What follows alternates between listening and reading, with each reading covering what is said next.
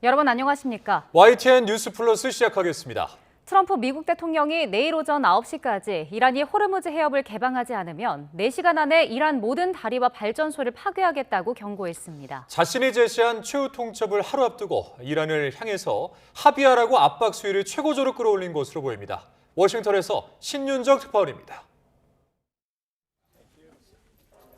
세 번째 연장한 이란에 대한 최후 통첩 시한을 하루 앞두고 트럼프 미 대통령은 마감 시한 직후 강력한 군사행동으로 직행할 수 있다고 경고했습니다. 내일 오전 9시, 미 동부 시간 7일 오후 8시까지 종전안과 호르무즈 해협 개방 등에 이란이 합의하지 않으면 밤 12시까지 모든 교량과 발전소를 파괴할 수 있다는 겁니다. Never to be used again. I mean complete demolition by 12 o'clock. And it'll happen over a period of 4 hours if we wanted to. 이란을 다리와 전기 없는 석기 시대로 되돌려 놓겠다는 표현을 다시 꺼내들고 하룻밤 만에 나라 전체를 없앨 수 있다고 엄포를 내놨습니다. 구체적인 시간표를 공개하고 미국의 압도적인 전력을 과시하며 협상 테이블에서 최대한의 양보를 끌어내려는 압박으로 풀이됩니다. The entire country can be taken out in one night, and that night might be tomorrow night. 트럼프 대통령은 특히 자신이 받아들일 수 있는 합의를 해야 한다면서 호르무즈 해협 개방이 여전히 최우선 순위 조건임을 강조했습니다. 수중의 기뢰를 부설하거나 부설했다고 발표하는 것만으로도 선박이 못 이동하는 만큼 다른 군사적 저항과는 차원이 다른 문제라는 점을 지적했습니다. 트럼프 대통령은 이란이 적극적이고 대화 의지가 있다, 선의를 갖고 협상하고 있다고 생각한다는 유화적인 메시지를 내놓기도 했습니다. 중재국들이 제안한 45일 휴전안에 대해서도 중요한 진전이 있다고 평가했습니다. They've made a proposal, and it's a significant proposal. It's a significant step. It's not good enough, but it's a very significant step. 공언했던 전쟁 시한 6주가 다 돼가는 상황에서 더 이상의 최후 통첩 연기는 없다고 강조하는 듯한 트럼프 대통령이 자정의 폭격을 단행할지 전 세계가 긴장 속에 주시하고 있습니다. 워싱턴에서 YTN 신윤정입니다. 모든 교량과 발전소를 파괴하겠다는 트럼프 대통령의 위협에도 이란은 결사항전 의지를 굽히지 않고 있습니다. 전국의 발전소에 청년들로 인간 띠를 만들어서 막겠다는 뜻도 밝혔습니다. 김선중 기자의 보도입니다. 나라 전역을 하룻밤 만에 없앨 수 있다는 트럼프의 위협에 이란군은 망상이라고 일축했습니다. 그러면서 트럼프의 압박이 이란군의 공세에는 아무런 영향도 주지 않을 것이라고 반박했습니다. که ناشی از گرفتاری در بنبست و توجیه شکست‌های پی در پی ارتش آمریکاست هیچ تأثیری در تداوم عملیات‌های تهاجمی 미군이 실제로 이란의 발전소를 공격한다면 테헤란 인근의 다마반드 발전소가 첫 번째 타격이 될 가능성이 큽니다. 이란에서 가장 큰 발전소인데다 수도 테헤란에 당장 영향을 줄 수 있습니다. 이에 대해 이란은 이른바 인간띠를 만들어 발전소를 둘러쌀 것이라고 밝혔습니다. 이란 체육청소년부 차관은 예술가와 운동선수를 포함해 이란 청년들이 전국의 발전소에서 미국의 공격을 저지하자고 요구했습니다. 사실상 젊은이들을 인간 방패로 내세우겠다는 것으로 보입니다. من از همه جوانان، ورزشکاران، هنرمندان، بچه‌های دانشجو و دانشگاهی و اساتیدمون دعوت می‌کنم فردا سه‌شنبه 또 미군이 발전소를 공격할 경우 주변 국가들에 대한 보복 공격도 예고했습니다. 이미 아부다비의 바라카 원전과 두바이의 태양광 발전소 같은 대형 기반 시설 10곳을 보복 대상으로 지목했습니다.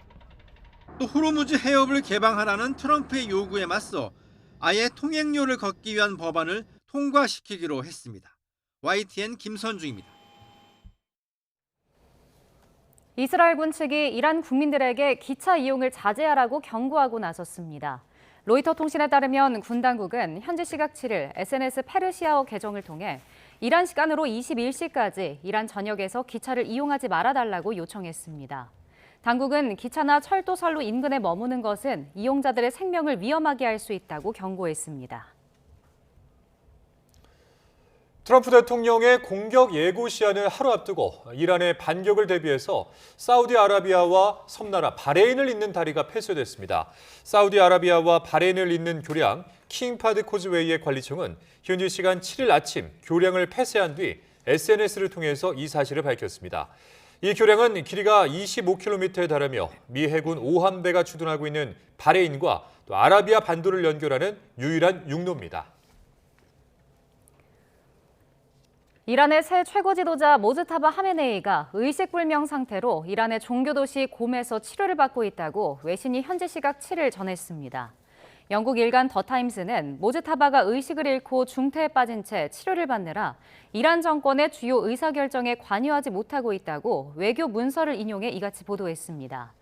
곰은 테헤란에서 남쪽으로 140km 떨어진 곳에 있는 시아파 이슬람의 성지로 이란 전쟁이 시작된 이래 모즈타바가 머무는 곳이 알려진 건 이번이 처음입니다. 트럼프 대통령이 이란 전쟁에서 동맹국이 돕지 않았다며 우리나라를 또 언급했습니다. 북핵을 막기 위해서 주한미군을 주둔시켰는데도 돕지 않고 있다는 불만인데 이번에는 북한 김정은 위원장도 거론했습니다. 워싱턴에서 홍상희 특파원입니다. 협상 시한을 하루 앞두고 트럼프 대통령은 호르무즈 해협 개방을 위해 나서지 않았다며 북대서양 조약기구 나토에 대한 불만을 다시 쏟아냈습니다. 나토는 종이 호랑이라고 조롱하면서 호주, 일본과 함께 한국을 또 거론했습니다. And it's not just NATO. You know who else didn't help us? South Korea didn't help us. But we have 45,000 people, soldiers, in harm's way, right next to Kim Jong-un with a lot of nuclear weapons. 앞서 호르무즈 해협에 상선을 호위할 군함 파견을 요청했지만 응하지 않았다는 건데 이번에도 28,500명의 주한미군 규모를 부풀려 말했습니다. 미국의 전임 대통령이 제대로 역할을 했다면 북한이 핵무기를 갖고 있지 않았을 거라면서 그게 누군지는 밝히지 않겠다고 덧붙였습니다. 김정은 북한 국무위원장과의 친분도 강조했습니다. Kim Jong-un, who I get along with very well, as you know. Do you notice he said very nice things about me? He used to call Joe Biden a mentally retarded person. Okay. 트럼프 대통령은 또 지난주 이란에서 격추된 F-15 전투기 탑승자가 실종됐다는 사실이 언론에 보도된 데 대한 불만도 토로했습니다. 구조작전을 심각한 위험에 빠뜨렸고 생명도 위태롭게 했다며 정보원을 밝히지 않을 경우 보도한 기자를 감옥에 보낼 거라고 위협했습니다. We're going to find out it's national security and the person that did the story will go to jail if he doesn't say, and that doesn't last long.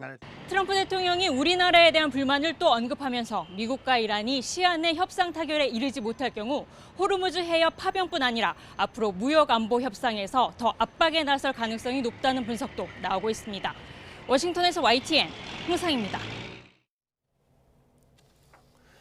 우리 정부가 트럼프 미국 대통령이 한국에 서운함을 표시한 것과 관련해 안보 협상 등 한미 간 협의에 영향을 주지 않을 것으로 내다봤습니다. 외교부는 미국 측에 트럼프 대통령의 진위를 문의한 결과 한국에 대한 불만을 콕 집어서 얘기했다기보다는 전쟁 과정에서 기대가 충족되지 않은 데 대한 소회를 표현한 것이라는 답을 들은 것으로 전해졌습니다.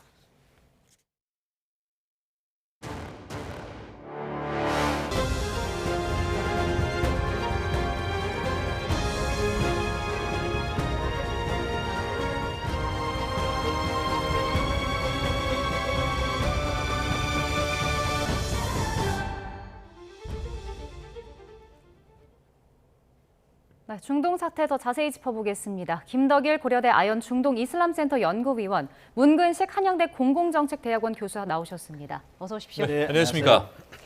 네, 트럼프 미국 대통령이 백악관에서 기자회견을 열고 최종 시한을 다시 한번 강조했습니다. 관련 발언부터 먼저 들어보겠습니다. Never to be used again. I mean, complete demolition by 12 o'clock. And it'll happen over a period of 4 hours if we wanted to. The entire country can be taken out in one night, and that night might be tomorrow night. 네, 이란과의 협상 시한을 하루 연기했었는데 이번에 미국 동부 시각으로 8일 오후 8시 또다시 연장을 하지 않고 이제 이걸로 최후 통첩을 한 걸로 봐도 되는 겁니까?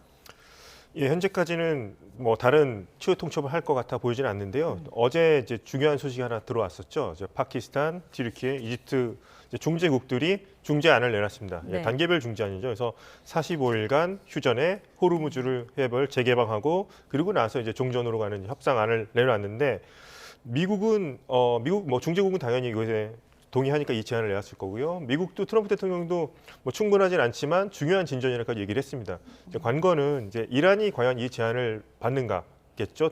최후 통첩 안에 받는가 안 받는가가 이제 달려 있는데 네. 아직까지 이란은 휴전에 대해서는 잠깐 회의적인 반응을 보이고 있습니다. 그래서 조금 더 지켜봐야 되겠습니다만 극적으로 뭐 어떤 이란이 그런 태도를 변하지 않는 한 트럼프 대통령 이번에 최후 통첩을 자신했던 대로 할 가능성이 상당히 높아 보이긴 합니다. 예, 뭐 이전에는 이제 파키스탄 중재로 미국과 이란의 휴전 중재안을 전달했었는데 이란이 이 휴전 중재안을 좀 거부를 했었어요. 그러면서 10가지 핵심 요구 사항을 답변으로 내놨는데 이렇게 되면 이제 뭐 양측의 이견 조율이 좀 쉽지 않은 상황 아니겠습니까? 지금까지 행태를 보면은 뭐 최후 통첩을 너무 많이 얘기했기 때문에 누구도 믿을 사람이 없어요. 지금 우리가 한 가지 좀 희망을 했던 거는 중재국들이 나와서 그걸 받아들일 거냐 했는데 네. 이란은 일단 안 받아들인다 했잖아요. 사실 휴전이라고 하면은 만나서 대화를 해야 되는데 실질적으로 만나서 한 적도 없고 대리인이 지금 하고 있는 상태고 거기다가 휴전을 한다면서 오늘 또 계속 공격을 하잖아요. 네. 수없이 당해왔기 때문에 이란 입장에서는 휴전이라는 거 없다. 확실히 못을 박아달라. 종전 아니면 안 된다는 얘기고 미국에서 가장 급한 거는 일단 호르무즈 해협을 개방해라. 이것이 최우선이다. 지금 미국은 왔다 갔다 하잖아요. 전쟁 목표를 부실하게 세웠기 때문에 지금 계속 이 계획이 왔다 갔다 하는 거예요. 뭐 성공을 했느니 어땠느니 말은 하지만은 제가 볼 때는 그 미국 여론이 각화됨에 따라서 지금 트럼프 대통령의 전쟁 전체보다는 미국 여론을 너무 의식하는 것 같아요. 계속 강요하면서 제발 협상장에 나와달라. 뭐 애걸복걸하는 수준으로 가고 있어요. 지금 제가 볼 때는. 그래서 전쟁 계획이 원래 부실했기 때문에 끝내기도 쉽지 않다고요. 끝내기도. 그리고 목표가 계속 변하고 있잖아요. 지금 어떻게 보면은 지금 퀴즈 게임 하는 것 같아요. 네. 이번에는 정말 때릴까? 이번엔 때릴까? 그게 지금 몇 차례 연계됐잖아요. 그래서 아무튼 우리가 바라는 건 하루빨리 이 휴전 또는 종전을 가기를 바라는데 제가 볼 때는 누차 강조하지만은 파키스탄하고 이렇게 나섰지만은 중재가 안 되고 있는 상황이기 때문에 또 다른 중재가 나타나서 지속적으로 이렇게 해서 국제 여론으로 압박하는 수밖에 없다. 미국에서도 지금 대통령 말을 번복할 사람이 없어요. 지금 그게 심각한 문제라고. 네. 근데 이제 이란이 이제 일시적 휴전은 뭐 수용할 수 없다라는 입장을 계속 고수하고 있는 건데 만약에 미국의 요구 조건이 받아들여지지 않는다면 이란의 모든 교량과 발전소를 이제 파괴하겠다고 했잖아요. 이 공격을 진짜로 그럼 감행할 가능성도 있을까요? 뭐 가능성은 저는 있다고 생각합니다. 예, 위험 부담은 상당히 크지만요. 그래서 4시간 안에, 그러니까 최후 통첩하고 4시간 안에 모든 교량과 발전소를 파괴하겠다고 했고 더 나아가서는 아마 유류 시설과 담수화 시설도 포함되지 않을까 그런 생각을 합니다. 그래서 미국과 이스라엘은 이미 목표물 같은 걸 이미 다 정해놓은 상태고요. 이제 트럼프의 판단에 달려 있다고 볼 수 있겠는데요.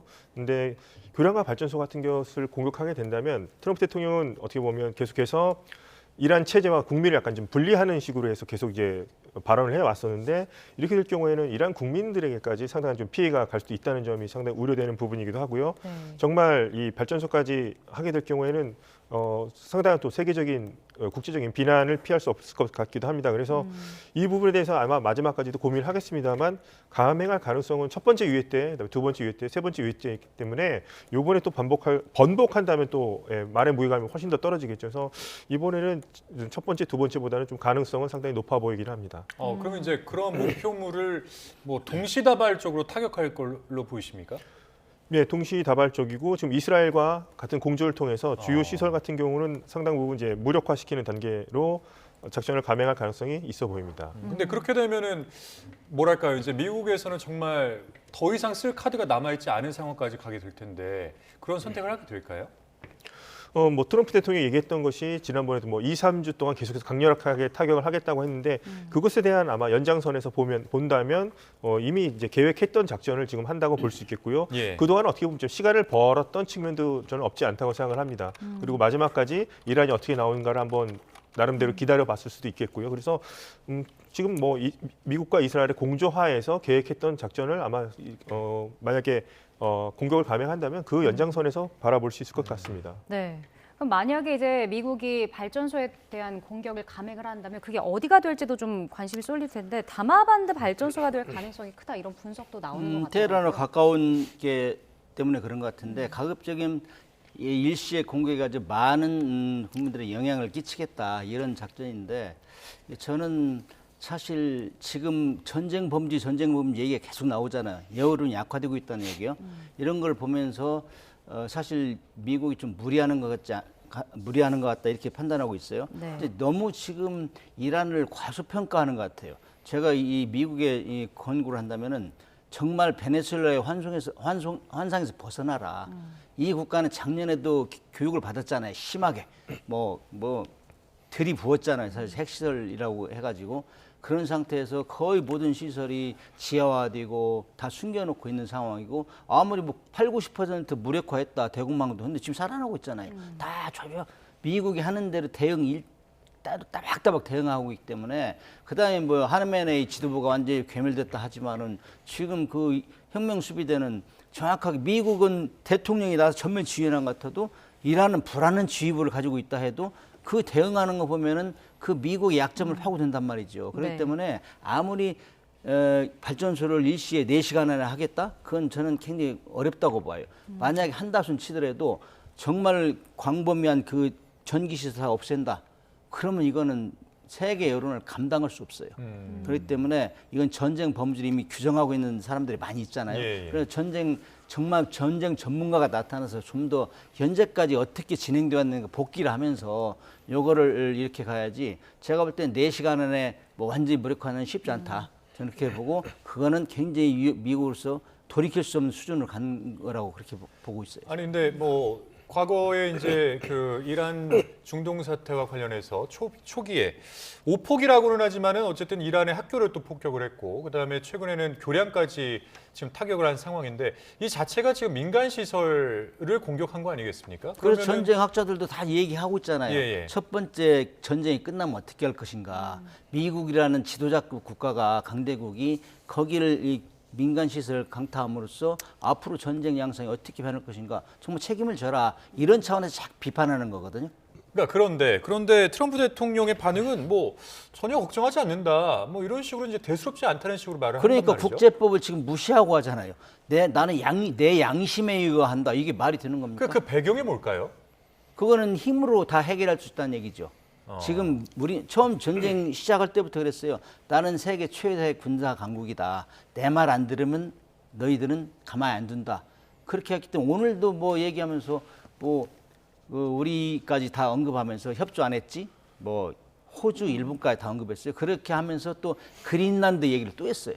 그린란드도 미국으로 환원할 것이다. 이런 얘기를 했기 때문에 힘으로 지금 미국은 힘으로 모든 걸 장악할 수 있다 하면서 지금 다 등 돌리게 만드는 굉장히 고립적인 이런 전쟁을 운영하고 있단 말이죠. 근데 뭐 물론 이제 국제법 전문가는 아니십니다만은 이게 유엔 차원에서 이렇게 뭔가 미국 대통령이지만 제재를 가할 수 있는 그런 방법들은 없을까요? 유엔의 힘을 빼와버렸잖아요. 그동안 미국이. 뭐 이런 목적을 두고 했는지 어떤지는 모르겠지만 예. 기구에서 다 탈퇴하고 뭐 기금도 끊고 그러기 때문에 유엔이 지금 힘을 못 쓰고 있는 아주 유일한 이 전쟁이라고 봐요. 유엔이 맨 먼저 나서 중재를 해야 되는데 지금 막 여론이 안 좋으니까 이제야 이제 유엔이 좀 나타나면서 최근에는 중국하고도 좀 물밑 교류를 하는 것 같더라고요. 그래서 그런 것들이 미국 트럼프 대통령의 특징, 그 정치적인 성향 이런 거에서 지금 세계 질서가 움직이고 있다 이렇게 보고 있어요. 네, 앞서 교수님께서 이제 미국이 이란을 좀 과소평가하고 있다라고 얘기해 주시기도 했고 사실 지금 입장차를 좁히기에는 이제 시간이 얼마 남지 않아서 좀 이게 쉽게 진행될 수 있을까라는 의문도 있거든요. 근데 이제 미국이 만약에 이란의 교량이나 발전소를 표적 삼아서 타격을 한다면 이게 뭐 새로운 전쟁의 국면으로 뭐 갈 수도 있다 이렇게 봐야 될까요? 확전이라든지. 확전으로 갈 가능성이 있겠죠. 만약에 이제 공격을 받으면 이란도 걸프 지역에 있는 뭐 발전소라든가 교량 같은 것도 똑같이 공격할 가능성이 있습니다. 이란은 또 이제 미사일과 드론이 있으니까요. 그래서 이제 뭐 바레인과 사우디아라비아를 연결하는 이제 파드 대교 같은 것도 지금 25km에 달하지만 이제 바레인이 섬이기 때문에 사우디랑 연결되는 유일한 다리인데 이제 거기도 공격할 가능성이 높고 발전소 같은 경우는 저희에게도 익숙하죠. 우리나라가 만든 아랍에미리트 만든 바라카 원전 같은 경우도 지금 이란의 타겟 범위 안에 있을 겁니다. 그래서 이런 공격이 들어올 텐데 이제 트럼프 대통령이 이걸 하는 것은 이제 밑에 피터 헥세스라고 하는 이제 국방부 장관 같은 경우도 이게 어떻게 보면 이게 국제법에 저촉되는 것이 아니라 합법적으로 본다고 이제 해석을 한다는 점이 있겠죠. 그러니까 군사 시설과 민간 시설을 딱 이제 두부 자르듯이 딱 나눌 수가 없다 이렇게 볼 수 있는 겁니다. 그래서 그런 식으로 이제 정당화를 하는 거겠죠. 그래서 뭐 전기 발전소가 있는데 이게 뭐 민간인들에게도 공급이 되지만 군대에게도 이게 간다면 이걸 군사 시설로 볼 수 있다고 보는 것 같고요. 지금 미국 행정부는. 그리고 다리 같은 것도 사람들이 지나다니지만 군용 트럭이 뭐 한 대라도 지나간다면 이건 군사 시설로 봐야 된다. 그래서 그런 논리로다가 지금 아마 국제적인 비난을 감수하고서라도 아마 이런 공격을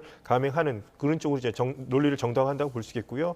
근데 이렇게 될 경우에는 걸프 지역에 있는 국가들도 똑같이 이란이 그에 상응하는 눈에는 눈, 이에는 이 전략으로 나올 것 같아서 상당히 좀 우려되는 부분이 있습니다. 그러니까 미국이 그러면 그렇게 민간 시설을 목표물로 설정을 해서 타격을 하고 그럼 거기에 대해서 이란은 어떤 걸프 국가들을 포함해서 이제 무차별적인 공격을 또 이어나간다면은 글쎄 이제 반미 성향은 더 높아질 것 같다는 생각이 좀 들고 이란뿐만 아니라 이제 다른 중동 국가들도 그 국가 이제 국민들도 반미 성향이 좀 높아지지 않을까 이런 생각이 좀 드는데 여기에 대해서는 어떻게 생각하십니까? 우선 처음에는 걸프 국가들끼리, 근데 이번에 이제 미군 기지가 있다는 이유로 이제 걸프 국가들이 공격을 받았고요. 근데 그 외에 군사 기지뿐만 아니라 이제 민간 시설도 공격을 받았습니다. 그러면 먼저 걸프 국가들끼리 모여서 자기들 스스로 일단은 방어하는 것을 이제 생각을 해보겠죠. 자강의 어떤 노력을 하겠습니다만 미국에 그동안 이제 의존해왔던 것도 있고요. 지금 안보 시스템은 그러면 자신들이 너무나 작은 나라들이기 때문에 자신들이 할 수 없다면 한 국가에 의지를 해야 되는데 과연 미국 외에 대안이 있겠는가라는 생각이 들기도 합니다. 예. 중국이 있겠는가 아니면 러시아가 있겠는데 중국과 러시아가 과연 중동까지 와서 지금 미국이 하는 것처럼 군사기지를 다 세우고 뭐 부족하긴 합니다만 방공 요격 시스템까지 만들어줄 수 있겠는가 했을 때 러시아와 중국은 아직까지는 그럴 만한 하여튼 의지도 아직까지는 없는 것 같고 그럴 만한 아직 능력이 되지 않은 것 같습니다. 그래서 이것이 오히려 저는 이제 공격을 받음으로써 미국에 대한 뭐 반미 감정, 서운한 감정도 있겠습니다만 지금 이란을 향해서 지금 외무장관들 걸프 협력기구 외무장관들 보면 엄청난 지금 전쟁 직전까지 하여튼 인내를 하고 있는 점에서는 예. 반이란 정서가 반미 정서보다는 조금 더 세지 않을까 생각해 봅니다. 네, 지금 이스라엘군은 이란 국민들에게 기차 이용을 자제하라고 경고를 하기도 했습니다. 일단 이쪽 시설에 대한 공격이 이어질 것으로 예상을 하기 때문인 걸까요? 그렇죠. 지금 하도 이제 여러 번 연기를 했지만은 많은 사람이 예측을 하잖아요. 이번에는 할 것이다. 너무너무 연기를 많이 했기 때문에 말을 바꿨기 때문에 이번에는 할 것이다. 그래서 트럼프 대통령은 인도적이고 그다음 반전쟁법에 반하는 것이라도 트럼프 대통령이면 할 것이다. 이렇게 생각하는 사람이 많아요. 그랬더니 만약을 대비하는 거죠. 그런 차원에서 국민들한테 경고도 하고 저는 피해는 최소한 줄여야 되니까 그렇게 하면서 이제 국민들한테 그 여론을 환기시키는 이런 거는 작업을 당연히 한다고 봐요. 해야 된다고 봐요. 이스라엘은 지금 뭔가 글쎄요. 이란과 레바논을 향해서 좀 독자적으로 공격을 퍼붓고 있는 그런 모양새인데 휴전 회방이라고 할까요? 이제 약간 이런 모습이 좀 있는 것 같아요. 이스라엘에게는. 많은 사람이 그렇게 추측을 하죠. 이스라엘은 좌우지간 제일 불안한 게 이란이 핵무기를 갖는 거거든요. 그거 가지면 항상 불안하거든. 그래서 그거를 이제 1차적으로 제거하고 무력화시켰다고 얘기하는데 지금 미국이 일단 엄청나게 역사를 가장 많이 도와주고 있거든요. 이런 시기에 자기들에게 걸림돌이 되었던 그런 것들을 제거하자. 이런 차원에서 가능한 한 기회를 보고 있단 말이죠. 그러면서 가장 괴롭혔던 헤즈볼라를 먼저 공격하고 그쪽에 하고 있는데 그렇게 하는 것이 과연 미국하고 이란하고 지금 계획이 잘 맞아서 그러느냐 보면은 분명히 만나서 토의는 것 같아요. 그럼에도 불구하고 이란이 더 앞서간다. 미국의 협력을 받지만은 우리는 우리 거 실속 차려야 되겠다. 이런 걸 많이 보여주고 있어요, 지금. 그렇기 때문에 이런 상황에서는 미국하고 이스라엘하고 정확하게 호흡이 맞아가지고 해야 그래야 쉽게 말하면 전쟁 계획이 쭉 진행되는 건데 지금 엇박자가 가끔 낸단 말이죠. 그런 걸 보면은 그래서 이거는 전쟁 끝내기 참 힘들겠구나. 각자의 이익을 챙기기 너무 많이 챙기겠구나. 그런 생각을 할 수 있죠. 그러면 이스라엘의 이런 독자적인 공격이 미국과 이란의 협상의 변수로 될 수도 있을까요? 지금까지 그래 왔잖아요. 지금 휴전한다고 얘기 꺼냈는데 바로 공격해버리고. 그러니까 믿을 수가 없는 것이죠. 그렇기 때문에 지금 호흡이 안 맞는다 이런 지적을 많이 하고 있잖아요.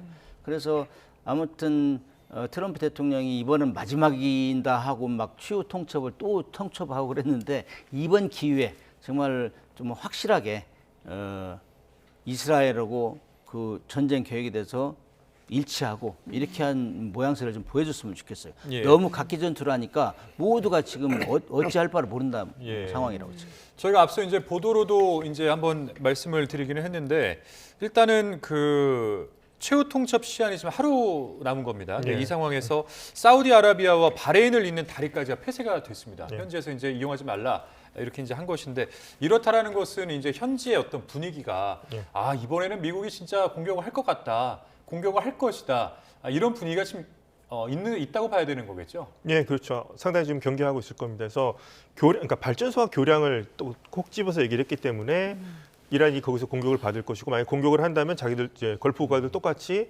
발전소와 교량이 공격당할 거라고 이제 생각을 하기 때문에 상징적인 다리였죠. 그러니까 사우디아라비아 바레인에 있는 자리. 그러니까 바레인이 섬나라고 그 안에는 미국 제5함대도 있는 바레인인데 이제 거기서 이제 육로로 연결될 수 있는 수단 하나가 이 다리인데 예. 여기가 이제 만약에 이란이 공격하게 될 수도 있다. 그래서 지금 현재 뭐 폐쇄됐다 다시 또 다시 운행이 재개되기도 하는 것 같기도 한데 지금 이것이 지금 이제 목표물이 될 거라는 것을 걸프 국가들도 이제 알고 있다고 보면 될 것 같습니다. 네, 지금 이란은 이제 기자회견 이후에 망상에 사로잡힌 트럼프 대통령의 무례하고 오만한 수사라고 강조를 했습니다.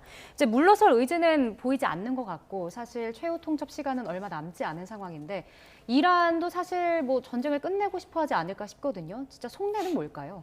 이란 국민들도 지금 전쟁 끝내기를 원하죠. 그런데 이제 사실은 미국이 오파는 것 중에 하나가 이란이 지금 이 유사일을 가장 경제가 어렵고 내부 봉기가 일어나고 그랬잖아요. 그래서 건드려주기만 하면 되고 지도부만 제거하면 끝날 것이다 했는데 네. 그게 아니잖아. 일시에 너무 많은 폭격을 가하고 그러니까 이란 국민들이 대동단결했는데 사실 이란 역사 중에 가장 지금 피폐한 생활을 할 거예요.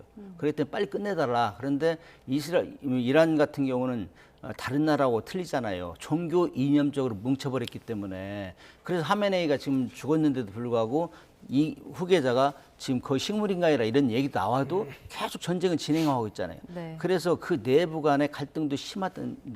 그래서 뭐 화해하자 하면은 너 진짜 우리 여태까지 당했는데 네 맘대로 화해해? 이런 상황일 거란 말이에요. 예. 그러나 속내는 빨리 끝내라. 이런 주문도 많이 있을 거라고 보는데 지금 미국이 또 하나 결정적으로 잘못한 게 지휘부를 그냥 일시에 경멸시켜버리면은 누구하고 협상한다는 누구하고. 협상이 지금 대상자가 불분명해요. 그렇기 때문에 의견들이 중구난방 나오는 게 많잖아요. 그래서 미국이 좀 치밀하지 못하다. 그래도 아무리 그래도 말할 사람, 대표자는 확실히 마련해놓고 전쟁을 진행해야 되는데 그러니까 잘 안 되잖아요. 그러나 속내는 미란도 속내는 빨리 전쟁을 끝냈으면 좋겠다는 할 거예요. 그렇기 때문에 호르무즈 해협을 붙잡고 지금 세계 여론을 잡고 너희들도 말려 하는 이런 상황 아니겠어요? 호르무즈 해협을 이란이 왜 하겠어요? 미국이 먼저 원인을 제공했기 때문에 그런 거죠. 예, 그러니까 뭐 소수의 그 몇몇의 지도자들 외에는 뭐 공격을 하는 국가의 국민이나 공격을 받는 국가의 국민이나 전쟁이 좀 빨리 끝났으면 하는 이런 마음이 있지 않을까 싶은데 지금 일단 이란 당국에서는 청년들을 내세워서 인간 띠를 만든다고 그래요. 그래서 예. 이제 인간 방패 형식의 어떤 이제 참여를 좀 독려한다고 하는데 이란 정서상 이제 이런 어떤 인간 방패 뭐 여기에 이제 좀 참여를 하게 될까요, 청년들이? 특히 이번에 이제 정부에서 공식적으로 발표했죠. 이란의 청소년 체육부 차관이 이란 청년들이 와서 여기 발전소를 이제 둘러싸달라는 식으로 얘기했는데요. 이건 지금 이제 일종의 캠페인 같은 건데 얼마 전에 뭐 12살까지도 징집 연령을 낮춰서 뭐 자원병을 입대시키겠다 뭐 이런 얘기도 나왔었고, 근데 이런 부분을 하게 되면 이제 만약에 이제 공격을 한다면 민간인 피해가 늘어나게 되겠죠. 그렇죠. 그것을 통해서 뭐 국제사회에서 미국의 어떤 뭐 전쟁 범죄라는 식으로 해서 이런 것을 선전할 수 있는 뭐 그런 계기가 될 수 있을 겁니다. 그래서 이것뿐만 아니라 지금 이란은 민간인 피해를 좀 이제 부각시키고자 하는 약간 일부러 하는 부분이 제가 있다고 보이는 게 뭐냐면 이런 인간 방패도 지금 얘기가 나오고 있고요. 또 12세 이하 징집 연령도 그렇고 지금 혁명수비대라든가 바시즘 민병대라고 해서 시위 진압에 특화된 부대들이 있습니다. 혁명수비대 아래. 근데 거기에 있는 검문소들이 최근에 민간인 거주 시설로 좀 옮기고 있습니다. 왜냐하면 이스라엘이라든가 미국의 정밀 타격 공격을 받으니까 학교라든가 민간인 거주 지역으로 지금 본부를 옮기고 있습니다. 그래서 그런 식으로 해서 그런 식으로 해서 숨어버리는 효과가 좀 있는 그런 거네요. 거죠. 그래서 예. 그렇게 되면 이제 거기를 아무리 정밀 타격한다고 해도 민간인 피해가 안 날 수가 없게 만드는 그래서 그런 전략을 쓰고 있습니다. 그래서 이란이 그만큼 지금 뭐 절실하기 때문에 이렇게 사람까지 동원하는 게 아니냐 이렇게 볼 수 있겠고요. 그래서 민간인 피해를 나게끔 하는 측면도 그런 면도 좀 없지는 않다. 그런 면에서는 상당히 저는 특히 어린 아이들 이렇게 동원하는 것에는 상당히 좀 우려하는 부분이 있습니다. 네, 그만큼 이란이 절실하기 때문에 결집을 좀 강조한다라는 말씀이신데 이번에도 이제 모스타바 하메네이는 서면을 통해서 입장을 냈습니다. 혁명 수위대 고위 장성 암살을 규탄하면서 반격을 시사했거든요. 뭐 항전 의지는 역시 꺾이지 않고 있는 모습이에요. 어떻게 보시나요? 그래서 이제 조금 전에 언급했지만은 이게 이제 정규 이념적으로 이 무장된 세력이기 때문에 지금 거의 어떤 뉴스에는 식물인간 비슷하다 이렇게 얘기했으면 전쟁이 계속 진행되고 있잖아요. 그래서 네. 어떤 뉴스가 정확한지는 모르겠지만은 아무튼 미국이 그렇게 폭탄을 들이붓고 공격을 했지만은 전쟁 수행하는 걸 보면은 특히 미국 약한 부분, 약한 고리만 건든단 말이죠. 호르무즈 해협 같은데 그다음에 뭐 미사일 아주 저가의 미사일로 고가에 대응하고 그 휴대용 그 미사일로 정말 1,500억 원 되는 항공기를 떨어뜨리고 이러단 말이죠. 그렇기 때문에 지금 혁명 수비대는 아직도 건재하다. 저는 그렇게 보고 있고요. 그러나 뭐 50% 이상 60% 무력화시켰다고 하는 대공망도 살아있는 것 같고 그런 차원에서는 하메네이가 그렇게 어려운 상황이 있어도 전혀 흔들림 없이 가고 있다. 저는 그렇게 평가해요. 네. 그렇기 때문에 미국이 결코 쉽지 않다. 이번 다시 들이부어가지고 공격한다고 하더라도 그렇게 결코 쉽게 끝나지 않는다. 저는 이런 걸 보면은 옛날에 이 열람전 생각이 많이 나요. 열람전 때 게릴라 세력 때문에 미국이 결국에는 포기했잖아요. 시도 때도 없이 지하화돼가지고 공격하고 너무나 길게 끌고 거기서 미군 병사들 희생하고 그래가지고 반전 여론이 막 엄청 생겼잖아요. 지금 이란 같은 경우는 그런 방향으로 가지 않을 수가 없어요. 그럼 이미 군사력은 약하기 때문에 그 작은 걸로 큰 거를 지금 대응하고 있는데 지금 굉장히 제가 볼 때는 대응을 잘 하고 있는 편이 이란은. 그래서 미국이 오히려 갈수록 힘들게 돼 있어요. 예. 지금 혁명 수비대가 모스타바 영상을 이제 공개를 했는데 이게 외신에 따르면 AI로 판명이 됐습니다. 근데 네. 만약에 이제 실제로 이게 정말 만들어낸 영상이라면 왜 그렇게 했을까요? 지금 그러니까 모스타바 심신이 과연 의사결정을 할 수 있는 상태인가라는 의문이 들게 되겠죠. 그러니까 AI로 차라리 안 내니만 못한 걸로 좀 판명이 되게 될 겁니다. 그래서 그 영상을 봤는데요. 이렇게 전쟁 상황실로 들어가고 있고 저 지도를 보게 되면 디모나라고 뉴클리어 리액터, 그러니까 이스라엘에 있는 디모나 원자력 센터를 지금 가리키고 있습니다. 그러니까 이스라엘에 대해서 핵 공격을, 그러니까 핵무기는 아니지만 저 시절을 미사일로 공격할 수 있다. 이런 것을 의지를 표현하기 위해서 지금 맞는 것 같습니다. 특히나 이제 이스라엘 지도를 보여주면서 그랬는데 이게 가짜 영상이라는 거 봤을 때는 아직까지 모스타바가 심신이 아직까지 건강하지 않다고 충분히 추측할 수 있는 거고요. 네. 오히려 이제 육성으로라도 나오면 되지 않겠나 싶은데 만약에 이제 정신이 또렷하고 의사결정할 수 있다고 해도 육성이 제대로 공개된 적이 없습니다. 모스타바 같은 경우는. 그러면 육성이 정말 육성으로 나온다면 그걸 통해서 도감청을 하고 있는 미국 정보부라든가 이스라엘 정보부들이 그 목소리를 이제 알게 되겠죠. 그렇기 때문에 더 이상의 통신 같은 것도 더 불가능해질 수도 있고 그래서 오히려 지금 이렇게 AI로 나오고 이렇게 육성까지도 안 나오고 계속 서면 메시지를 보냄으로써 사람들 사이에서 오히려 더 의문이 더 생기게 되고 모스타바가 정말 지금 의식이 없는지 어디게 잘못된 거 아니냐는 의혹이 계속 커지고 있는 것 같습니다. 네. 뭐 만약에 진짜 보도대로 위중하다면 사실 모스타바 하메네이가 정권 결정에는 관여할 수 없는 상황일 거 아니에요. 그리고 만약에 그 정도가 아니더라도 신변 위협 때문에 뭐 쉽게 모습을 드러낼 수는 없을 거고 그러면은 지금 은둔을 하고 있을 텐데 실질적인 통치라든지 결정은 누가 하게 되는 걸까요? 지금 이미 모스타바 하메네이가 역할을 못한 지 오래됐잖아요. 그런데도 불구하고 지금 상징성 때문에 이 종교적인 단합, 국민적인 이 대동 단계를 위해서 지금 상징을 그대로 모시고 놓고 있는데 제가 볼 때는 사실상 역할을 못했다고 봐요 지금. 그럼에도 불구하고 그 사람이 없어도 전쟁은 척척 진행되고 있잖아요. 그런 걸 봐서는 아마 모스타바가 지금까지 지금 이제 영국에서부터 이렇게 가짜 영상도 좀 나오고 이런 걸 보면은 이제 조금만 있으면은 조금만 더 지나면은 모스타바는 얘기 안 나올 때가 될 것 같아요. 지금 전쟁 수행 전혀 문제 없이 해왔잖아요. 지금. 예. 그렇기 때문에 오히려 미국에서 긴장을 해야 될 것이다. 저는 그렇게 봐요. 예. 근데 이제 지금 말씀하신 대로 모스타바가 계속해서 관여할 수가 없는 어떤 그 심신의 상태였다라면 지금까지 어떤 의사결정은 누가 했던 걸까요? 지금까지 상황을 보면 이를테면 대통령이 폐쇄시켜야 하는 이제 행정부의 수반이긴 한데 네. 혁명수비대 총사령과 지금 계속 갈등설이 불거지고 있다는 얘기가 나왔습니다만 오히려 이제 폐쇄시켜야 하는 휴전 쪽을 했는데 오히려 거절당하고 지금 보고도 제대로 받지 못하고 인사권도 지금 혁명수비대가 하는 것으로 나오고 있습니다. 그렇다면 지금 현재 혁명수비대의 강경 또 전쟁을 원하는 강경 성향의 혁명수비대 지도자급, 그러니까 과도 집단 군부 지도 체제로 들어선 것이 아닌가 조심스럽게 추측해 볼 수 있을 것 같습니다. 그래서 모스타바는 그대로 뭐 상징적인 존재를 일단 두되 실질적으로 이끌어가는 사람들은 소수의 어떤 군부 지도자들이 아닐까 생각하고 있습니다. 아니 그러면은 애초에 공격을 처음 받았을 때부터 모스타바는 이런 상태였을 텐데 네. 만약에 지금 이제 어떤 뭔가를 통치할 수 없는 상황이었다라면 애초에 그러면 왜 모스타바를 차기 최고 지도자로 올렸었던 걸까요?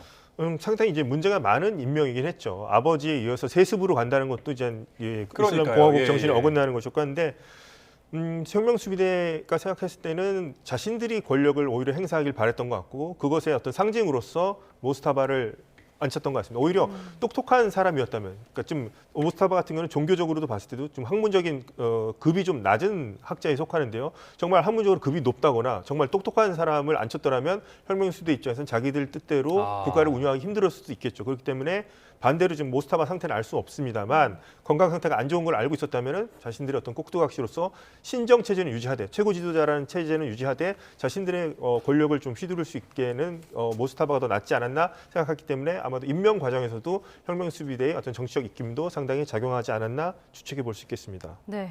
이제 최후 통첩을 했던 트럼프 대통령, 이란과의 합의와 관련해서 호르무즈 해협 개방이 최우선 순위라고 했습니다. 근데 이제 여기서 통행료는 미국이 받는 게 어떻냐라는 발언을 해서 또 논란이 되고 있는 것 같더라고요. 어떻게 들으셨습니까? 지금 좀 섭섭하고 한 것 중에 하나가 이 거대한 전쟁을 일으키면서 외교력, 정치력이 거의 없어요. 오로지 어떤 장사하는 이런 것을 돈 얘기를 하고 이런 걸 보면은 어떻게 보면은 지금 호르무즈 해협이 국제 항로란 말이죠. 그렇기 때문에 통화권이 다 있어요. 그런데 네. 거기를 통행료를 받는다는 자체가 이상한 거고 이렇게 보면은 그거는 신종 해적이란 말, 신종 해적.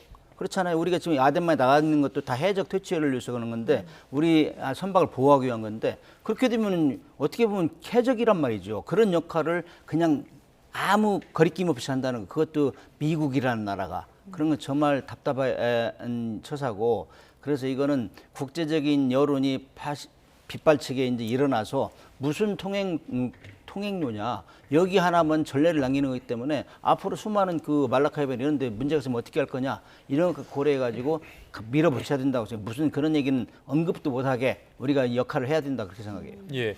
그리고 이제 최근에 그 호르무즈 해협을 좀 통과하고 있는 선박들이 하나둘씩 늘어나고 있다 이런 분석들이 나오고 있는 것 같은데 이란이 어쨌든 이 개별 협상을 통해서 선박 통항을 지금 허가하고 있기 때문에 지금 늘어나고 있다고 봐야 될까요? 그런 부분이 아니면 관리가 좀 안 되고 있어서 늘어나는 걸까요? 지금 현재로서는 이제 오만까지도 끌어들여서 우리가 이제 공동 관리 체제로 가겠다 이런 얘기가 나오고 있는데요. 우선 지금 이란이 얘기하고 있는 것은 미국과 이스라엘, 그러니까 그 자신들의 적대국이 아닌 선박에 대해서는 굳이 척칠 필요가 없다고 생각하는 것 같습니다. 물론 이 안에서 어떻게 통과를 하고 있는 그 안에서 어떻게 어떤 금품을 지급한다든가 어떤 것이 있는지는 자세히는 비밀이겠고 알 수는 없겠습니다만 그렇지 않을 경우에는 이제 이란 같은 경우에는 이게 계속하게 되면은 국제사회를 적으로 돌리게 만들 수 있거든요. 그렇기 때문에 미국과 이스라엘 자신들이 생각하는 적대국을 제외한 국가들은 미국과 협력하지 말고 우리와 협력하면 얼마든지 통행할 수 있다는 그런 식으로 해서 뭔가 숨통을 틔워주는 그런 모습을 보여주기 위해서 이렇게 하는 것 같습니다. 근데 이것도 역시나 해협은 통항의 자유가 보장되어야 하는데 이걸 하는 것만으로도 자신이 되게 어떤 인심을 쓰는 것처럼 국제사회에 어필할 수 있는 효과가 있겠죠. 네. 트럼프 대통령이 기자회견에서 이제 또 도움을 주지 않았던 동맹국들에 대한 불만, 서운함을 또 한 번 표출을 했습니다. 도움을 못 받았다면서 우리나라를 또 언급하기도 했었는데 이 부분도 어떻게 들으셨나요? 좀 언짢았어요, 사실. 우리가 지금 한미 동맹, 한미 상호 방위 조약에서 우리는 할 거 다 했어요. 뭐 방위비 분담금도 내고 파병도 북핵 동의를 받아 다 해왔는데 그런 배경에는 항상 우리가 기본적으로는 미국이나 우리가 공동 이 침공을 받았을 때 그러니까 공동 방위를 위해서 공동 이익을 위해서 이렇게 행사했는데 이번 경우는 많이 다르잖아요. 그 지역도 중동 지역, 우리는 태평양 지역에서 이렇게 했는데 그런 걸 가지고 그 한미 상호 방위 조약의 근거에서 우리는 행동하고 미국이 섭섭한 게 없어요. 사실은 섭섭하게 해준 적이 없어요. 사실 나토만 해도 우리는 우리 전쟁이 아니다 이렇게 하고 딱 끊었잖아요. 우리는 그런 얘기도 안 했어요. 그러나 우리는 비전투 분야는 하시라도 도울 용의가 있다. 그런데 미국에서 여태까지 한 번도 공식적으로 어떠한 수혜력을 어떠한 규모로 그다음에 어떠한 목적으로 보내달라 공적으로 한 적이 없어요. 그러면서 자꾸 이렇게 하는 거는 제발 우리 편에 서달라는 얘기예요. 일단은 네. 공식적으로 서달라는 얘기라 직접 하지는 못해도. 그러나 우리는 끝까지 이 이란에 적대적으로 비칠 수 있는 행동은 우리는 하지 말아야 된다. 그런 면에서는 우리가 정부가 태도를 잘 유지했던 것 같아요. 그러나 우리는 미국하고 전혀 다르다는 상황을 항상 미국에 얘기해야 되고 특히 뭐 북한 얘기를 하면서 나는 김정은하고 친하다. 뭐 핵무기 가진 나라에서 지켜준다 이랬는데 사실 우리가 2018년, 19년 북한의 비핵화를 위해서 사실 이런 회담을 견인했다고요. 우리도 역할을 많이 하고 그랬는데 트럼프 대통령은 북한의 핵무기를 뭐 인정하다시피 공식적으로 얘기한다고 지금. 예. 그렇게 되면은 사실 우리 전쟁이 끝나면은 핵무장하자는 여론이 엄청나게 빗받칠 거예요. 그렇지 않습니까? 지금 미란도 핵무기만 가졌으면 못 건들 것이다 이런 얘기가 많이 나오잖아요. 그렇기 때문에 너무너무 그 우리를 들먹들먹하면서 이렇게 섭섭하다는 거는 좀 과도한 것 같고 정치인들 얘기 못하니까 제가 하는 거예요. 정치인들 얘기 못하니까 저는 얘기해줘 이 민간이니까. 그다음에 호주하고 일본도 같이 또 얘기를 하더라고. 그러면은 지금 유사이래로 제가 본 유사이래로 미국이 가장 정치적 고립을 자초하고 있어요. 나토 다 제꼈지, 한국, 일본, 호주 다 지키고 있지. 그러면은 어디하고 협조할 거야 앞으로. 국제사회를 그동안 이끌어온 데 대해서 미국이 존경받은 나라인데 지금 이런 상황으로 가면은 굉장히 앞으로 그 체면을 유지하기 쉽지 않다 그런 생각이 듭니다. 예, 지금 그 어쨌든 중동 지역에 미군 병력이 있지 않습니까? 예. 제3항로도 지금 뭐 가고 있는 중인데 결과적으로 지상군 투입 이 가능성에 대해서 어떻게 바라보고 계십니까, 위원님? 이번에 이제 조종사 구출 작전이 이제 벌어졌던 곳이 이란 본토 좀 내륙으로 좀 들어간 지역으로 볼 수 있겠고요. 뜻하지 않게 그 전만 해도 이제 뭐 상륙 작전을 하느냐 안 하느냐 뭐 이런 얘기들이 많이 오갔었는데 하여튼 본토에서 일단 미국의 특수부대와 이란 혁명수비대 간의 교전이 또 벌어지기도 했었습니다. 근데 혁명수비대 쪽은 사상자가 있는 걸로 나오고 있는데 미국은 이제 사상자 없이 안전하게 이제 탈출을 했습니다. 그래서 지상군 투입이 이제 해볼 만하지 않겠느냐라고 이제 생각할 수도 있을 것 같은데 저는 그래도 지상군 투입 뭐 특수작전 같은 것도 뭐 핵탈취를 할 수도 있냐 뭐 이런 얘기가 나오지만 저는 트럼프 대통령이 지상군 투입 같은 경우는 마지막 수단까지는 쓰지 않을 가능성이 좀 높다고 봅니다. 미군 사상자가 한 명도 안 나온다면 하겠습니다만 그것을 이제 나온다고 생각해야 되겠고 이번 성공 같은 경우는 정말 이제 기적적이고 영화와 같은 기적작전이지 이것이 계속 이렇게 된다고 보기는 힘들겠죠. 상당히 그렇기 때문에 저는 지상군 투입 같은 경우는 뭐 상당히 가능성이 좀 낮다고 보고 있고요.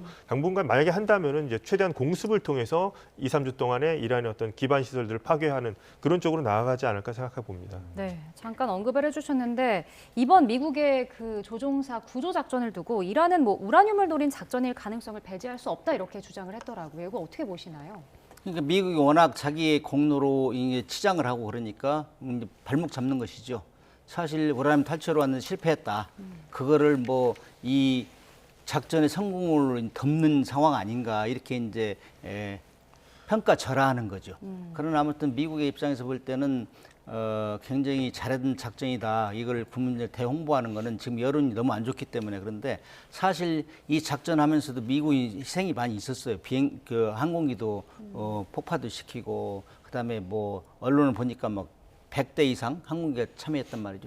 그 정도 많은 세력이 참가하면은 그 정도 작전은 할 수 있어요. 그런다 이 성공했기 때문에 그렇지 그 희생된 거는 얘기를 안 하거든요. 그러나 이런 것들은 지금 미국이 아주 그 비경제적인 전쟁을 하고 있다. 대표적인 케이스. 그 많은 폭탄을 들어보면서도 지금 이란에 끌려가고 있잖아요. 그러니까 호르무즈 해협의 전략적인 요충지가 얼마나 중요하다는 것을 미국이 간과한 거예요. 그걸 자꾸 미국이 흔들고 있다고 지금. 그런데 양국이 전쟁하면 괜찮은데 지금 다른 나라 모든 세계가 지금 경제를 피폐해 가지고 있잖아요. 우리 지금 에너지 대책 세운다고 온통 난리잖아요. 이런 것들을 동맹일 생각을 해야 된다고 이 트럼프 대통령이 너무 자기 주장대로 끌고 가면 세계가 지금 온 나락으로 떨어뜨리고 있는데 정말 답답합니다. 그러니까요. 예. 자, 이제 뭐 마지막 질문이 될 것 같은데 우리 위원님께서는 이제 중동 전문가시니까 그 미군이 이제 이번 전쟁을 통해서 이번 전쟁을 계기로 어찌됐든 이제 애초의 목표 중에 하나였던 친미 정권을 세운다라는 배경이 있었기 때문에 이란 체제를 좀 신정 체제를 무너뜨리고 어떤 친미 정권을 세우려고 하는 그런 움직임, 그런 어떤 생각들은 안 가지고 있을까요? 아직은 뭐 그런 생각은 계속 가지고 있을 것 같습니다. 제가 봤을 때는. 왜냐하면 이번 전쟁이 언제 끝날지는 모르겠습니다만 그 안에 이란 체제가 계속 유지되기는 하겠습니다만 이란 체제 지금 모습을 보면 이제 전쟁이 끝나고 나서가 더 걱정이 되는 부분이 있습니다. 체제가 경제가 사실상 이제 붕괴된 상태고요. 이럴 경우에는 전쟁 때는 그나마 참을 수 있었지만 그 다음에 되면 국민들은 이제 그 정권을 이제 평가하는 시간이 오게 될 겁니다. 그럴 경우에는 제가 봤을 때 지난 1월과 같은 많은 시민들의 또 저항이 발생할 가능성도 저는 꽤 높다고 저는 생각합니다. 네, 알겠습니다. 오늘 두 분 말씀 여기까지 듣겠습니다. 지금까지 김덕일 고려대 아연 중동 이슬람센터 연구위원, 문근식 한양대 공공정책대학원 교수 두 분과 함께했습니다. 오늘 말씀 고맙습니다. 고맙습니다.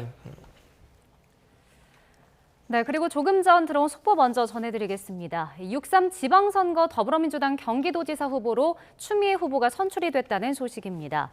민주당 중앙당 선거관리위원회는 오늘 본경선 투표 결과 추 후보가 과반 득표로 1위를 차지해서 최종 후보로 선출됐다고 밝혔습니다. 네, 3파전으로 치러진 이번 경선에 참여했던 한준호, 김동연 후보는 고배를 마시게 됐습니다. 본경선 투표는 그제부터 오늘까지 사흘 동안 진행됐으며 권리당원 투표와 일반 국민 여론조사를 각각 50%씩 반영한 것으로 전해졌습니다. 관련된 소식은 이어지는 뉴스에서 다시 전해드리도록 하겠습니다. 네, 다시 중동 소식 전해드리겠습니다. 이란 전쟁으로 국제유가가 치솟으면서 서울 지역 주유소 평균 휘발유 가격이 마침내 리터당 2,000원을 돌파했습니다. 러시아 우크라이나 전쟁이 한창이던 2022년 7월 이후로 3년 8개월 만인데 도저히 운전할 엄두가 안 난다, 이런 반응들이 나오고 있습니다. 정현호 기자입니다. 서울에 있는 알뜰 주유소에 이른 아침부터 차량이 길게 늘어섰습니다. 리터당 휘발유 가격 2,000원대가 코앞이란 얘기에 미리 주의해두는 것이 이득일까 급한 마음에 찾은 운전자가 많습니다. 지금 반 남았는데도 오늘 마지막 채우려고 지금 들어왔고 출퇴근하는 사람 입장에서는 피부로 많이 와닿고요.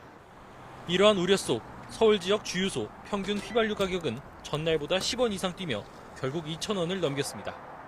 2,000원대 돌파는 러시아 우크라이나 전쟁이 한창이던 2022년 7월 이후 무려 3년 8개월 만입니다. 서울 지역 평균 경유 가격 역시 전날보다 두 자릿수 넘게 껑충 뛰면서 1,900원 후반대에 진입한 모습입니다. 전국 평균 휘발유 가격도 조만간 2,000원을 찍을 것이란 전망 속 이제 자차 운전을 포기해야 할 것 같다는 반응도 나옵니다.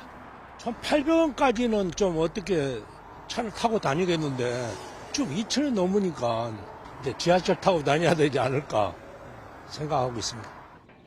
정부 역시 휘발유 가격 상승은 당분간 꾸준할 것으로 전망했습니다. 또 미국, 사우디아라비아 등 17개국에서 들어오는 대체 원유가 이번 달 5천만 배럴, 다음 달엔 6천만 배럴이 확보된 상황이라고 밝혔습니다. 평시 도입량의 60%와 70% 수준으로 나머지 필요한 분량은 비축유 스와프 방식으로 채울 수 있다는 설명입니다. 국내 정유사가 먼저 정부가 가진 비축유를 빌려 사용하고 확보된 원유가 들어오면 갚는 방식입니다.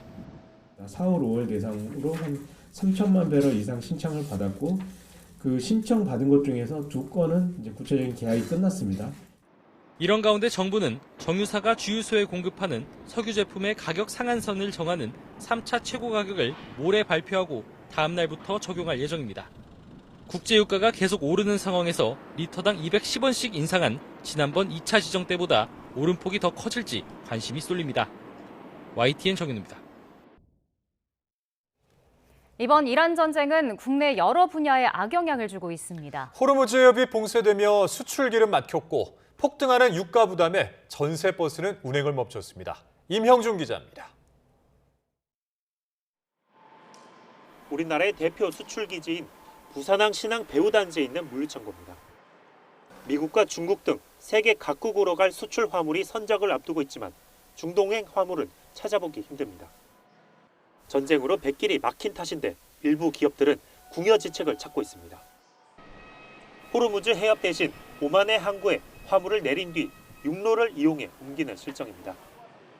운항이 취소가 된다든지 도착이 급포트로 또 도착을 못하는 상황이 발생하고 있고 또 운임도 기존에 발생하던 가격 대비해서 두세 배씩 또 화주분이 추가 부담을 지는 그런 상황이 되고 있습니다.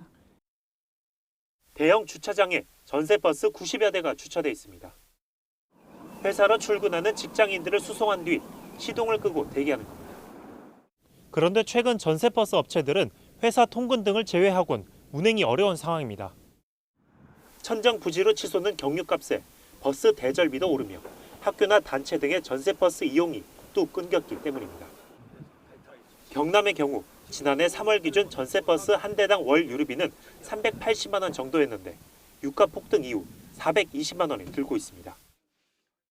운행은 하면 할수록 회사에 더 위기가 있고 더 적자가 나기 때문에 전면적으로 지금 가동 중단이 되어 있습니다.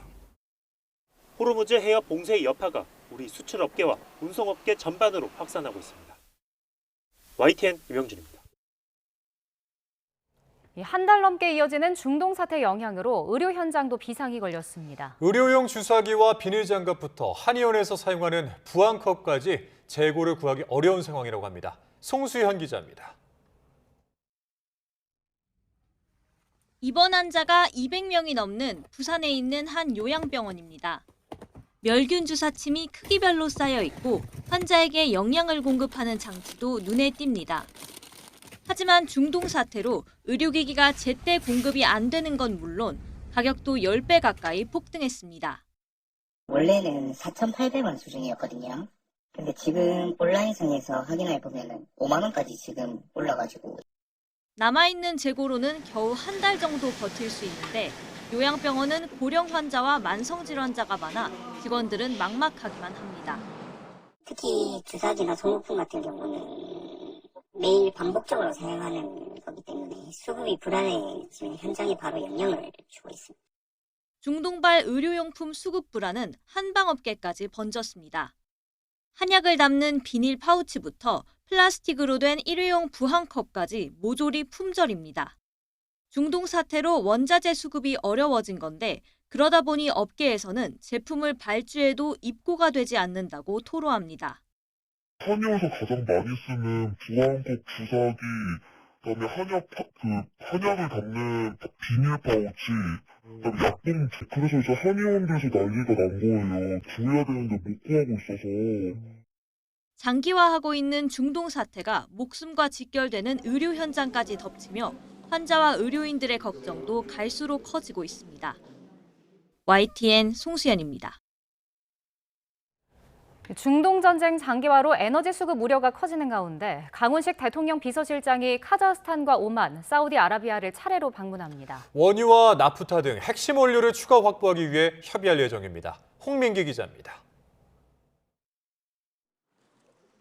강훈식 비서실장은 이재명 대통령의 전략경제협력 특사 자격으로 카자흐스탄과 오만, 사우디아라비아를 방문한다고 밝혔습니다.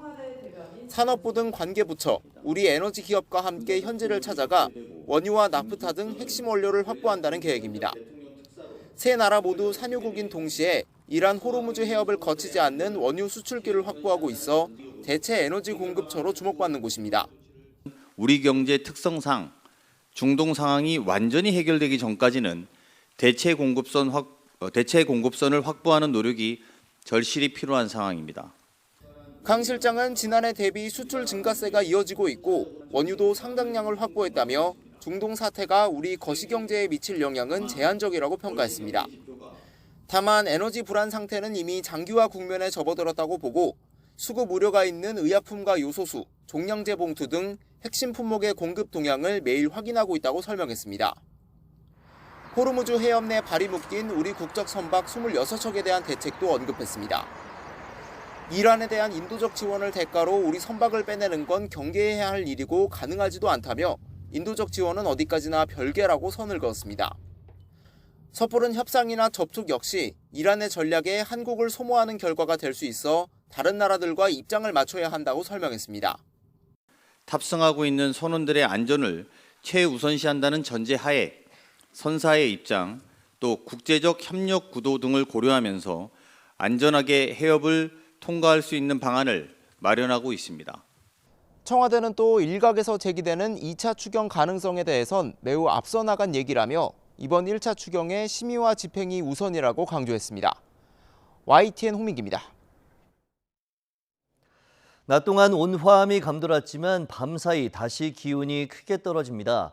내일 서울 아침 기온이 2도 등 오늘보다 1도에서 5도가량 낮아지며 더 쌀쌀해지겠고 철원 영하 1도 등 영하권 추위가 계속되는 곳도 있겠습니다. 반면 한낮에는 서울 15도, 광주 18도까지 오르는 등 오늘보다 1도에서 3도가량 높아 더 따뜻하겠습니다. 내일도 대체로 맑겠지만 내륙을 중심으로 서리가 내리거나 물이 어는 곳이 있겠고 강원 동해안에는 건조주의보가 내려진 가운데 무척 메마른 날씨가 이어지겠습니다. 목요일부터 금요일 사이 전국에 또다시 비가 오겠는데요. 남부와 제주도를 중심으로 많은 비가 예상됩니다. 날씨 정보였습니다.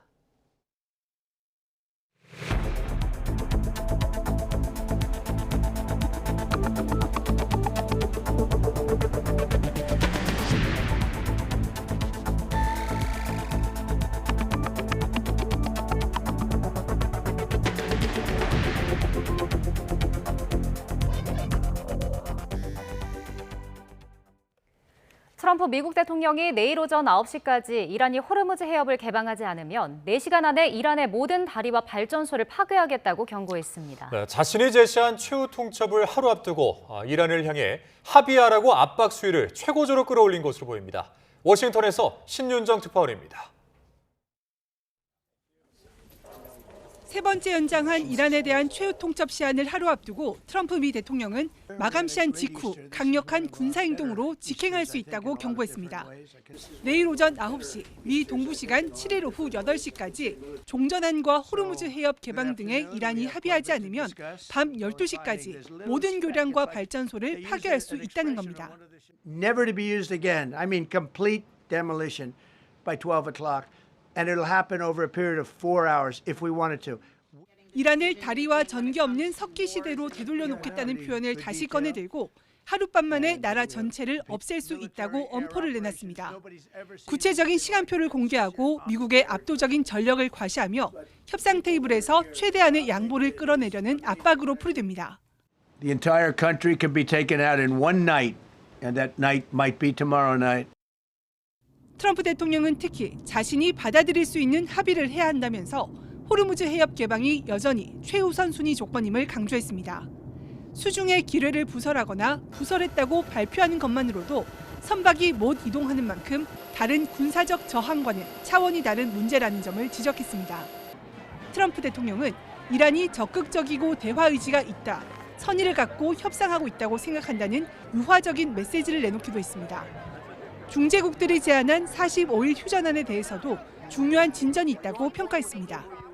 They've made a proposal and it's a significant proposal. It's a significant step. It's not good enough, but it's a very significant step.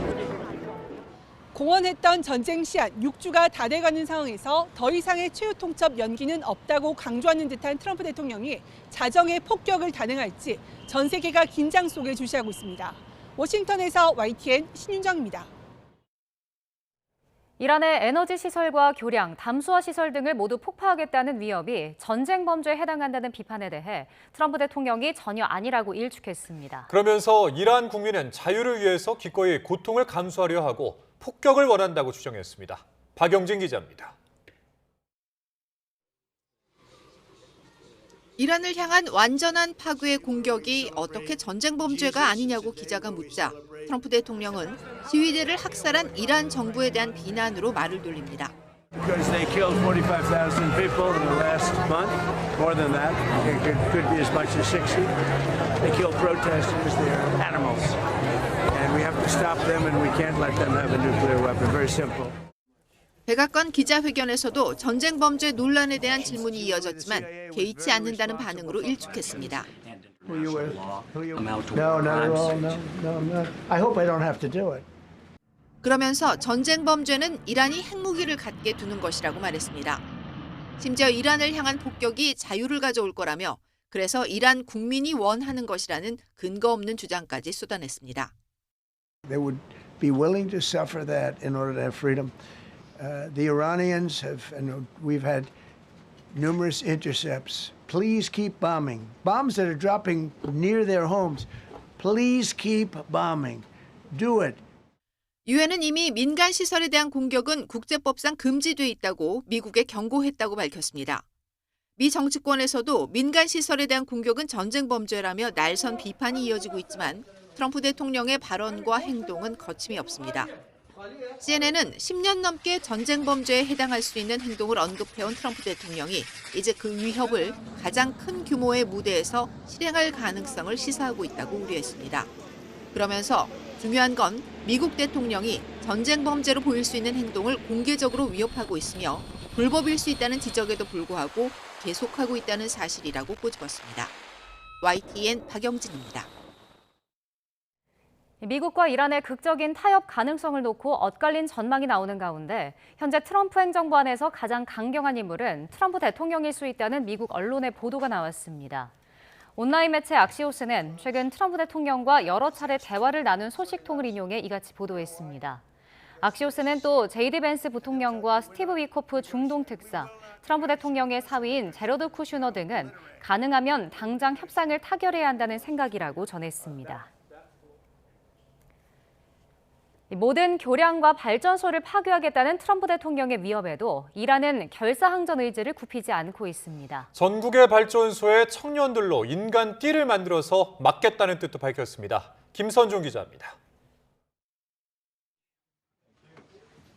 나라 전역을 하룻밤 만에 없앨 수 있다는 트럼프의 위협에 이란군은 망상이라고 일축했습니다. 그러면서 트럼프의 압박이 이란군의 공세에는 아무런 영향도 주지 않을 것이라고 반박했습니다.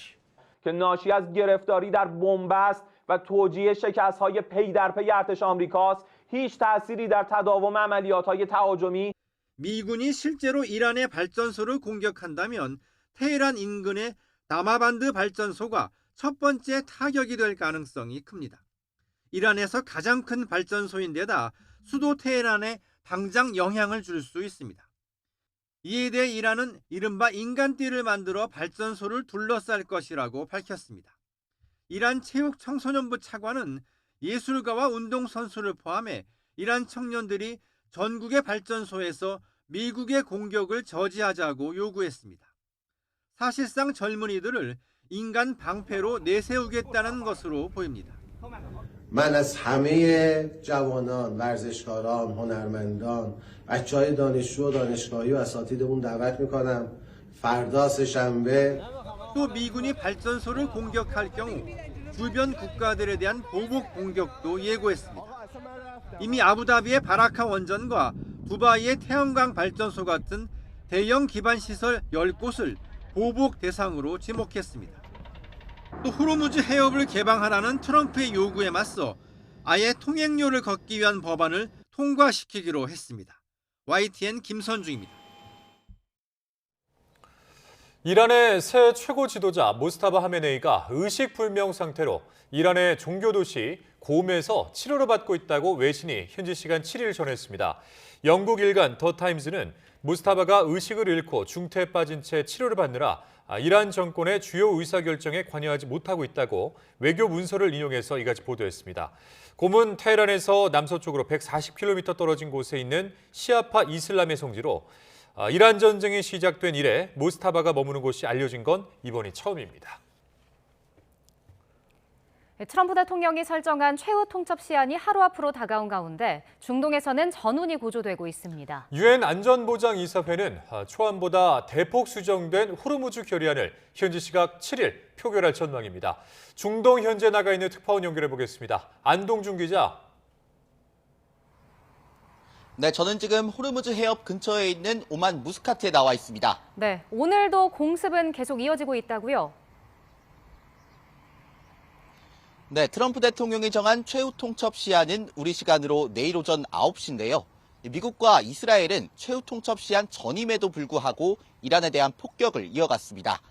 먼저 이스라엘군은 이란 테헤란 내 공항 3곳을 공습해 이란 공군과 이슬람 혁명수비대의 헬기와 항공기들을 파괴했다고 밝혔습니다.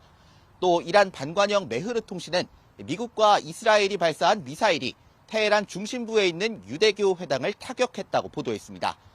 이스라엘군은 SNS를 통해 이란인들에게 현지 시각 저녁 9시까지 열차 이용을 자제할 것을 당부하는 성명을 발표하기도 해 추가 공습 가능성도 내비친 상황입니다. 전날 석유화학단지 공습을 받은 이란은 밤사이 사우디 동부도시 주바일에 있는 석유화학단지에 보복 공격을 가했습니다. 트럼프 대통령의 공격 예고 시한을 하루 앞둔 오늘 사우디아라비아와 섬나라 바레인을 잇는 교량이 잠시 폐쇄되기도 했습니다. 네, 그리고 유엔 안보리에서 호르무즈 결의안을 곧 표결할 거라는 전망이 나오죠. 네, 유엔 안전보장이사회가 호르무즈 해협의 선박 보호를 위한 결의안을 곧 표결에 붙일 것으로 보입니다. 로이터 통신은 현지 시각 7일 해당 결의안이 안보리 표결에 붙여질 전망이라고 보도했습니다. 이 결의안은 초안과 언론에 알려진 수정안보다도 더 수위를 낮춰 수정된 것으로 전해졌습니다.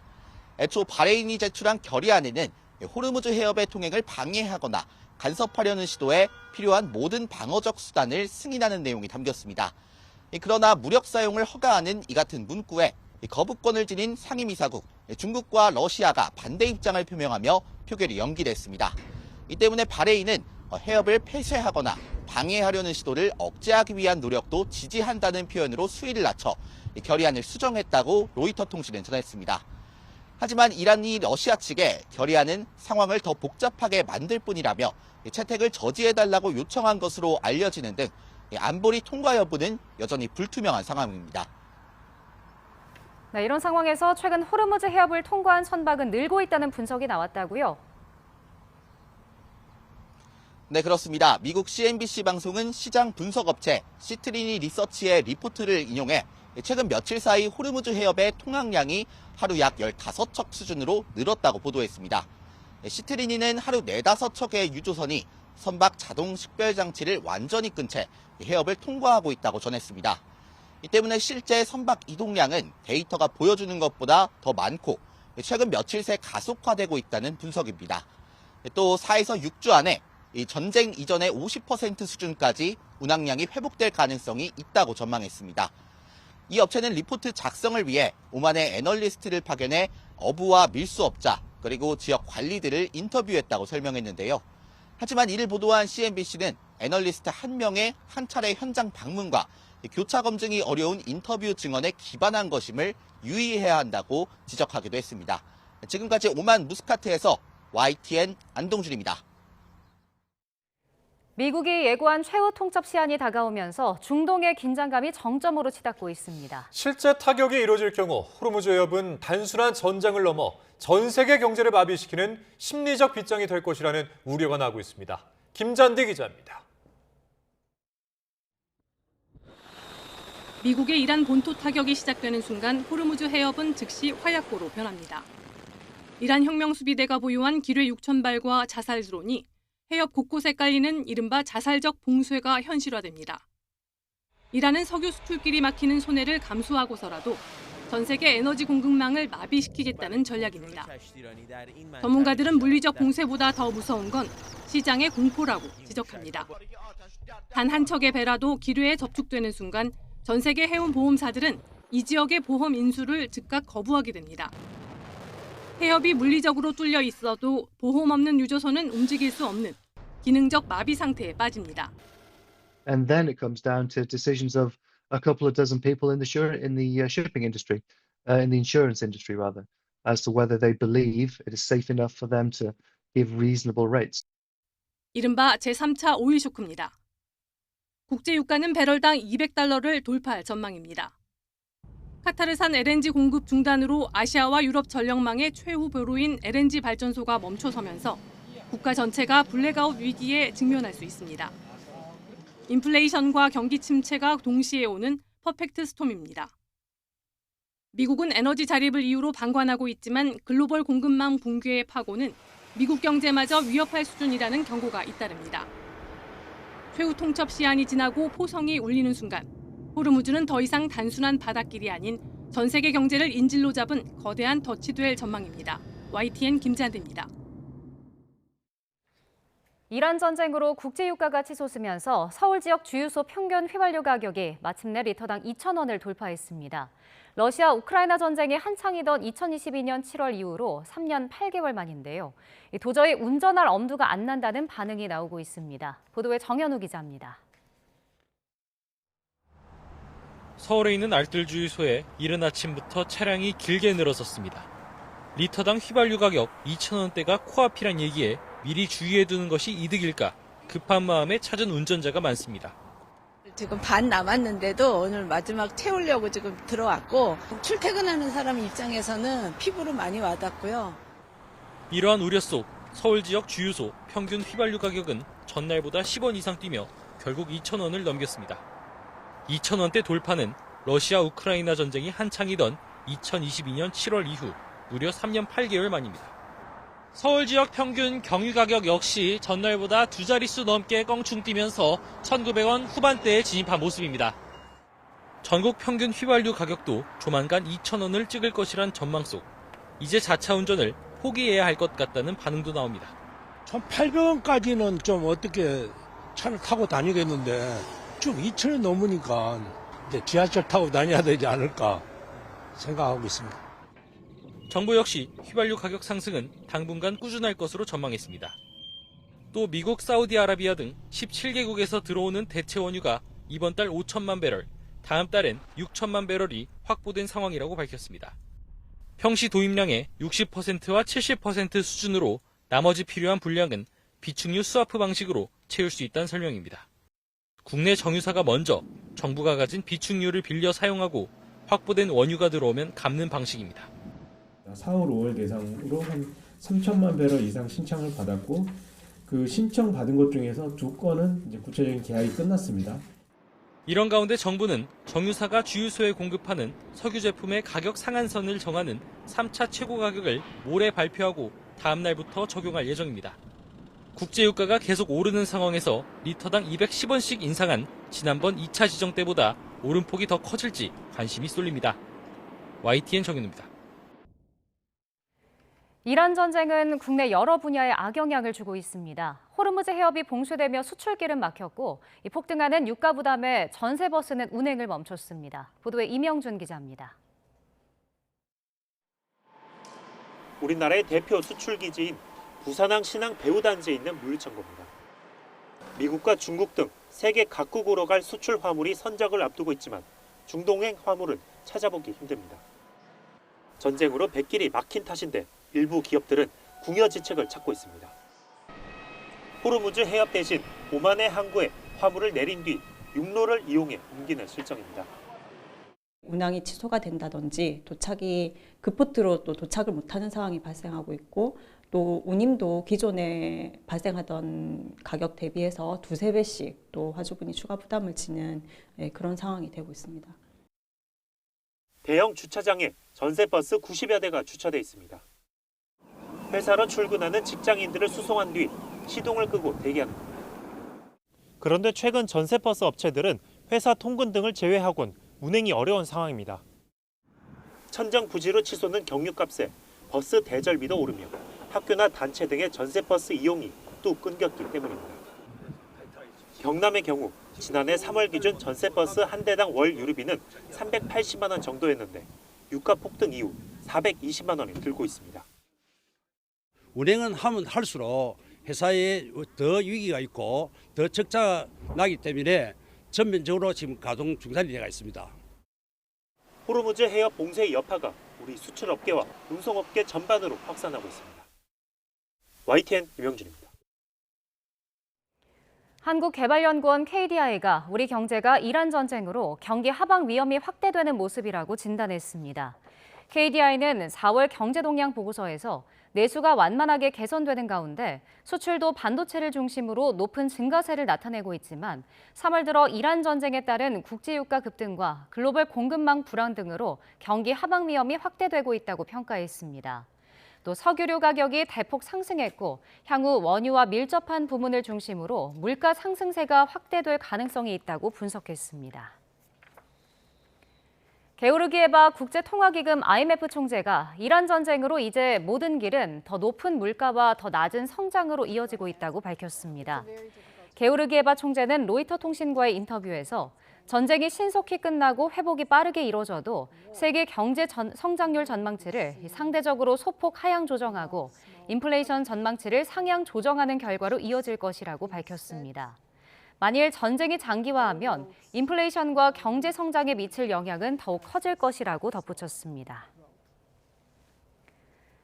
정부가 경제 위기를 틈탄 의료용품 불공정 행위에 엄정히 대응하겠다고 강조했습니다. 또 과도하게 불안해하지 말고 병원과 의원들이 꼭 필요한 만큼만 비축해달라고 당부했습니다. 권민석 기자의 보도입니다. 보건의료단체와 매주 회의를 정례화한 정부가 대국민 합동 브리핑에 나섰습니다. 나프타를 비롯한 석유 화학 원료 부족이 플라스틱 약통 등 주로 소모품 품귀로 이어지고 있다며 수요와 생산, 유통까지 단계별로 대응하고 있다고 밝혔습니다. 식품의약품안전처가 생산기업 원료 보유량과 생산 현황을 매일 점검하고 보건의학단체와는 현장 부족 물품을 실시간 공유하고 있다고 설명했습니다. 수액제 포장재의 경우 석 달간, 주사기와 주사침은 한두 달까진 수급에 문제가 없을 거로 파악했습니다. 동시에 산업부에도 의료용품 나프타 우선 공급을 요청해 선제 대응하기로 했습니다. 수급 불안이 발생할 것으로 예상되는 의료 제품을 선제적으로 발굴하고 각 제품의 특성에 맞는 대응 방안을 마련해 관계부처와 협력하여 신속하게 조치해 나가고 있습니다. 복지부는 대형 병원보단 그때그때 소모품을 구매해 쓰는 소규모 병의원 어려움이 클 거라며 너무 불안해하지 말고 평소처럼 필요한 만큼만 비축해달라고 당부했습니다. 현장에서 평상시에 쓰시던 것보다 더 많은 물품을 공급받으려고 개별 기관마다 그렇게 각자 노력을 하시면 정부의 이런 대응들이 현장에 나가서는 계속 효과를 발휘하기가 어렵습니다. 사익을 위한 사재기 같은 불공정 행위엔 예외 없는 엄정 대응을 선언했습니다. 가격 담합이나 출고 조절 등 위법이 포착되면 즉시 조사하고 과징금을 부과해 시장 교란을 막겠다고 강조했습니다. YTN 권민석입니다. 이재명 대통령이 7개월 만에 여야 대표와 만나 중동발 복합위기 대응책과 주요 전국 현안을 논의했습니다.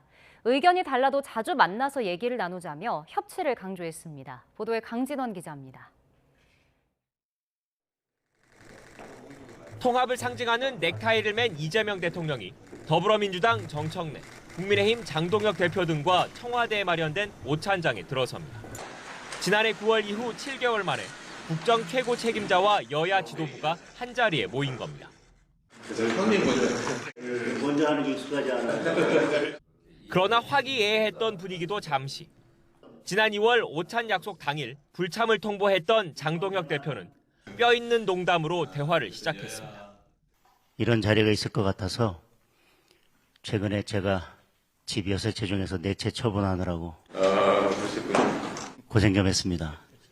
다주택자를 겨눈 이 대통령을 애둘러 비판하며 이른바 전쟁 추경안 내용과 정부의 외교안보 노선 등을 싸잡아 쏘아붙였습니다.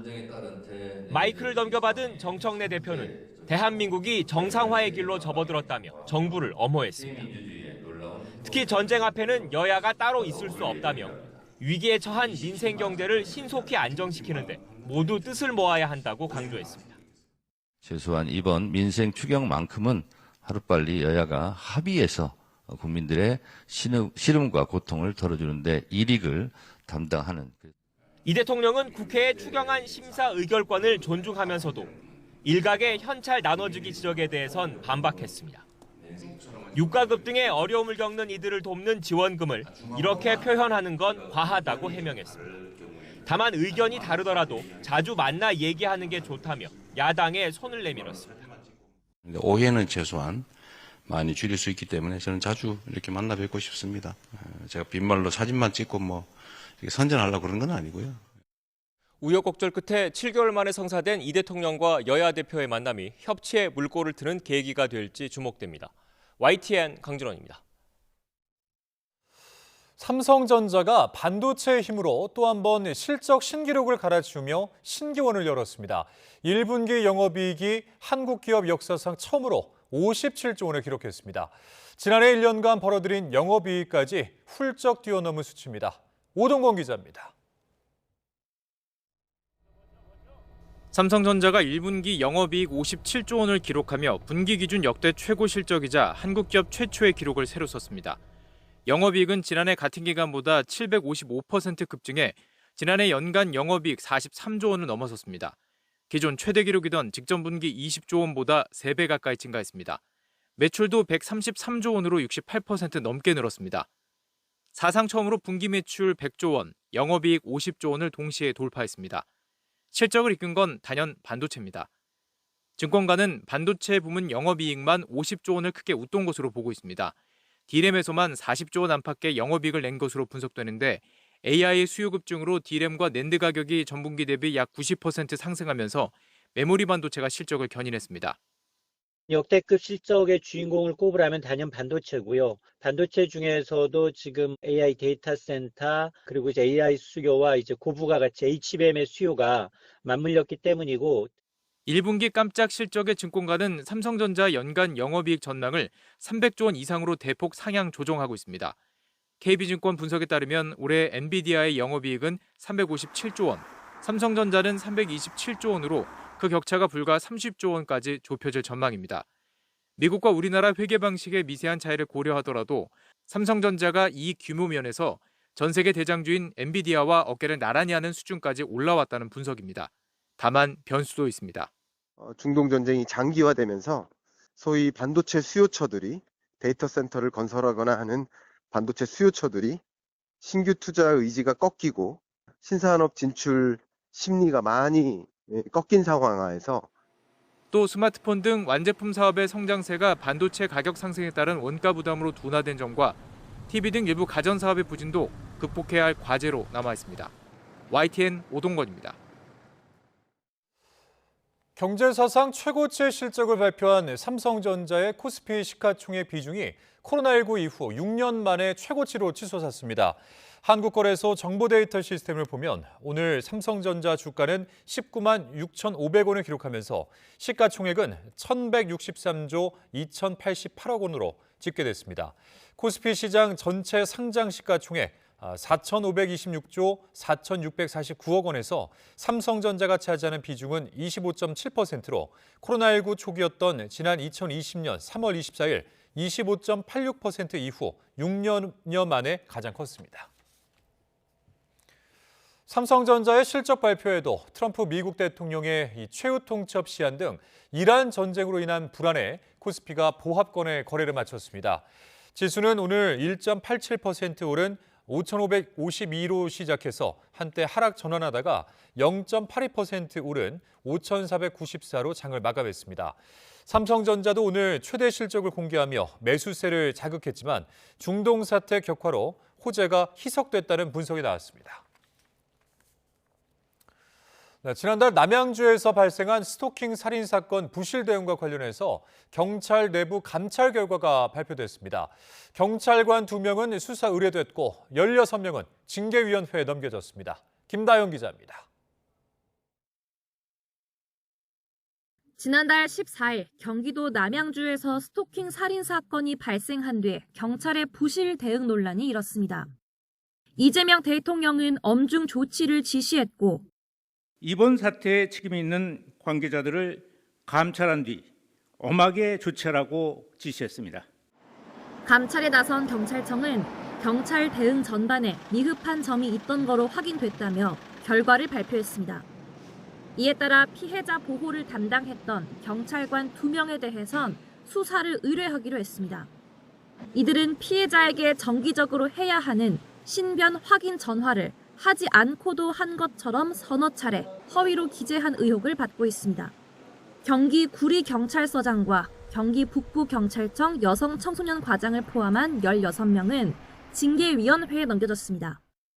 징계위에선 가해자 김훈에게 전자장치를 부착하는 잠정 조치 3호의 1을 적극적으로 검토하지 않고 피해자의 위치 추적 의심 신고에도 블랙박스를 바로 확보하지 않은 점 등 YTN 취재로 드러난 부실 대응 관련 책임도 묻기로 했습니다. 경찰은 관계성 범죄 전수 점검 결과도 발표했는데 전국에서 수사 중인 2만여 건 가운데 7%인 1,600여 건을 고위험 사건으로 분류했습니다. 지난달 18일부터 약 2주 동안 진행된 전수조사 결과 경찰은 위험도가 높은 사건 389건에 대해 구속영장을, 371건에 대해선 전자장치 부착을 신청했습니다. 137건에 대해선 CCTV를 설치하고 58건에 대해선 민간 경호가 이뤄졌습니다. 경찰청은 앞으로 법무부와 전자발찌 부착자, 접근 금지 대상자에 대한 정보 공유를 활성화하고 가해자와 피해자 장치를 연동해 보호 사각지대가 없도록 하겠다고 강조했습니다. 또 검찰에 송치한 남양주 스토킹 살인 사건 피의자 김훈의 스토킹 혐의에 대한 수사도 계속 이어간다는 방침입니다. YTN 김다현입니다. 대구에서 조산 증세를 보인 쌍둥이 임신부가 구급차를 타고 응급실을 찾아 헤매다 신생아 1명이 숨지고 1명이 중태에 빠진 사고가 뒤늦게 확인됐습니다.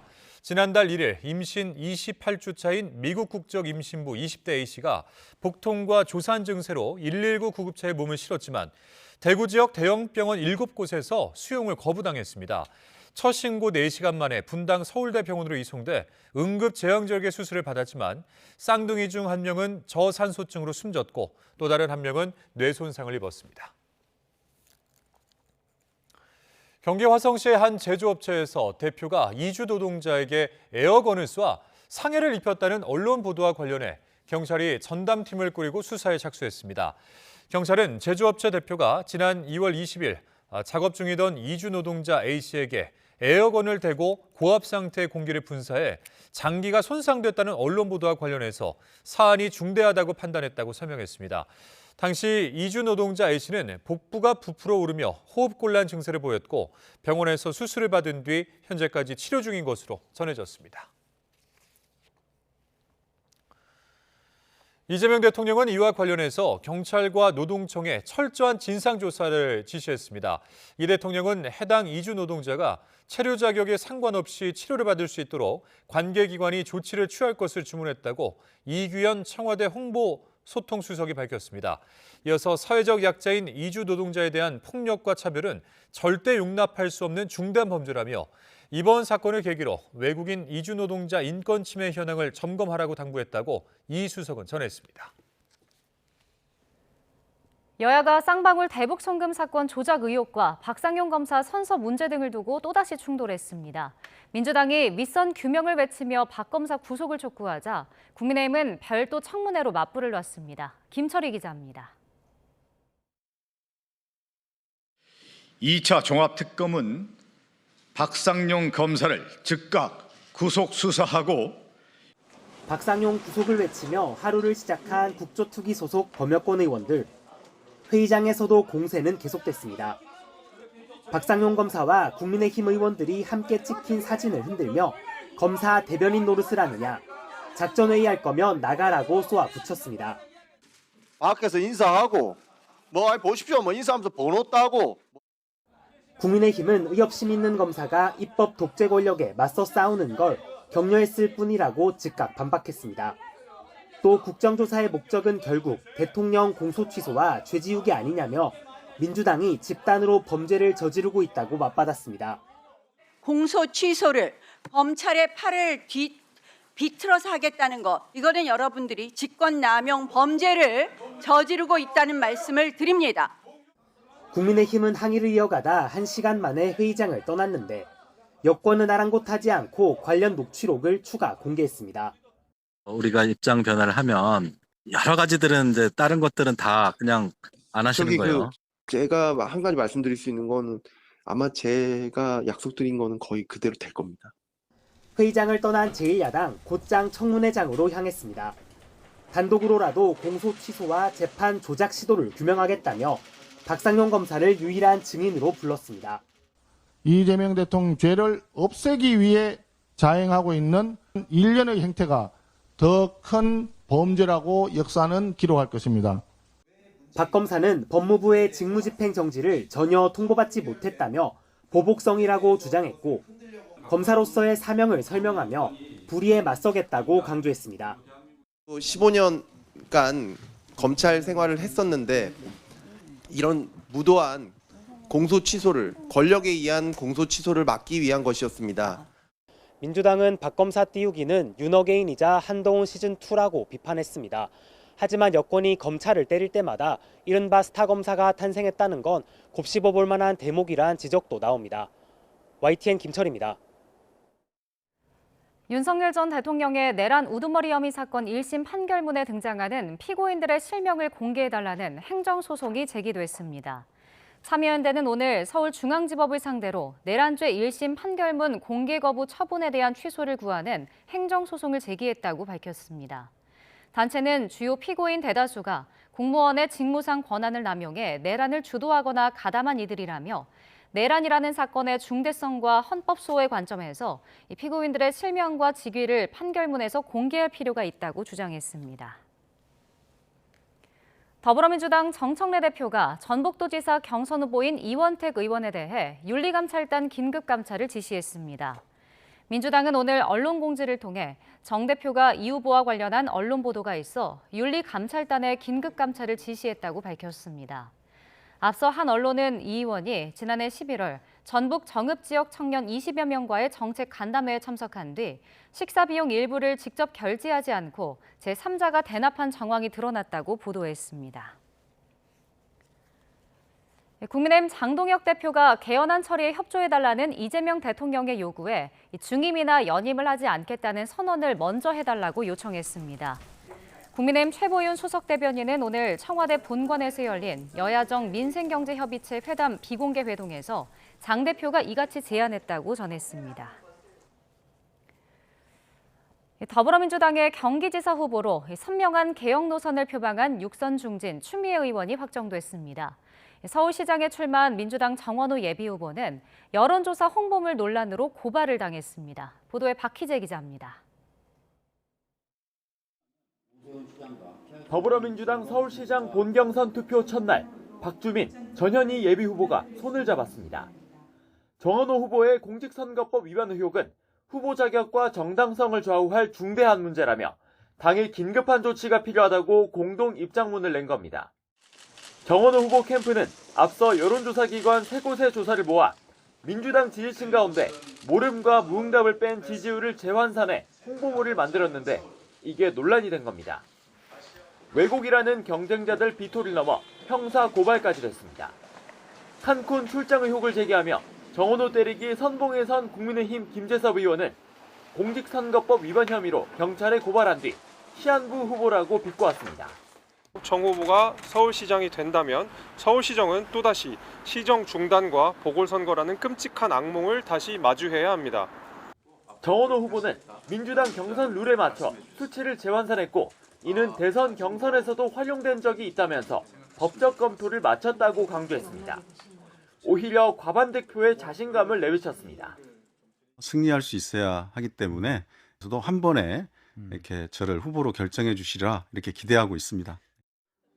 민주당 경기지사 본경선에선 육선 추미애 의원이 결선 없이 최종 후보로 확정됐습니다. 현역 안정감을 자랑하는 김동연 지사, 친명계 선봉 한준호 의원을 상대로 3파전에서 과반 득표한 건데 개혁 선명성이 강경한 당심을 파고든 것으로 풀이됩니다. 추 의원은 SNS에 압도적 승리로 보답하겠다, 경기도의 혁신적인 미래를 만들겠다고 적었습니다. 국민의힘은 경기지사 후보를 추가 공모하기로 했습니다. 양양자 최고위원과 함진규 전 의원이 도전장을 던진 가운데 40대 기업인 인사영입설이 물밑 거론되고 있습니다. 당내 경선의 역동성을 이렇게 가지게끔 하기 위해서 본선 경쟁력을 좀 극대화하려고 하는 취지라고 보시면 됩니다. 대구시장 무소속 출마를 저울 중인 국민의힘 주호영 의원은 숙고 결과를 수요일 오전 이곳 국회에서 발표합니다. 민주당 김부겸 후보가 깃발을 든 상황에서 본선 판을 흔들 핵심 변수가 될 전망입니다. YTN 박희재입니다. 미 항공우주국 나사의 달 탐사 프로젝트 아르테미스 2호가 달 뒤편을 돌아 유인 탐사선으로는 인류 역사상 가장 멀리 나아갔습니다. 우주 비행사들은 7시간 동안 달을 근접 비행하는 새로운 이정표를 세운 뒤 지구로 귀환하고 있습니다. 고환석 기자가 전해드리겠습니다. 아르테미스 2호가 날아간 거리는 40만 7천 킬로미터. 1970년 달 탐사선 아폴로 13호가 세운 기록을 갈아치우며 인류 역사상 지구에서 가장 멀리 여행했습니다. Hello, Artemis 2. This is Apollo astronaut Jim Lovell. Welcome to my old neighborhood. 달의 뒤편에서는 달에 가려 40분간 통신이 끊기기도 했지만 무사히 재개됐습니다. Houston, integrity, com check. 그 40분 동안 우주 비행사 넷은 인류가 육안으로는 본 적 없는 달의 뒷면을 직접 목격했습니다. 달의 전면을 눈으로 보고 촬영이 가능했던 건 모두 7시간. 달의 영향권 안쪽 고도 7,000km까지 들어가 지형과 토양 등을 관찰하고 촬영했습니다. It's just fascinating here. It's so cool. The more I look at the moon, the browner and browner it looks.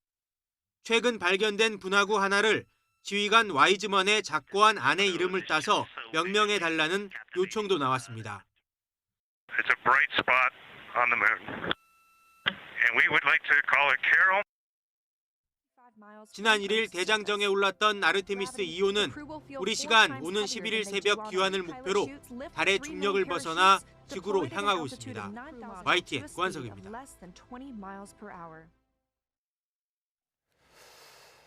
연차 휴가를 시간 단위로 쪼개 쓸 수 있도록 하는 법안이 국회 기후에너지환경노동위원회 문턱을 넘었습니다. 기후노동위는 오늘 전체 회의에서 이 같은 내용을 담은 근로기준법 개정안을 의결했습니다. 법안은 오전, 오후 반차를 쓰는 것 이외에도 시간 단위로 연차를 사용할 수 있게 하는 근거를 마련했습니다. 국가정보원이 배우 현빈을 명예방첩위원으로 위촉하고 방첩의 개념과 중요성을 알리는 활동에 함께 나선다고 밝혔습니다. 지난 2023년 영화 교섭에서 국정원 요원을 연기한 적이 있는 현빈은 앞으로 국정원과 함께 방첩 활동의 중요성을 알리기 위한 다양한 활동을 펼칠 계획입니다.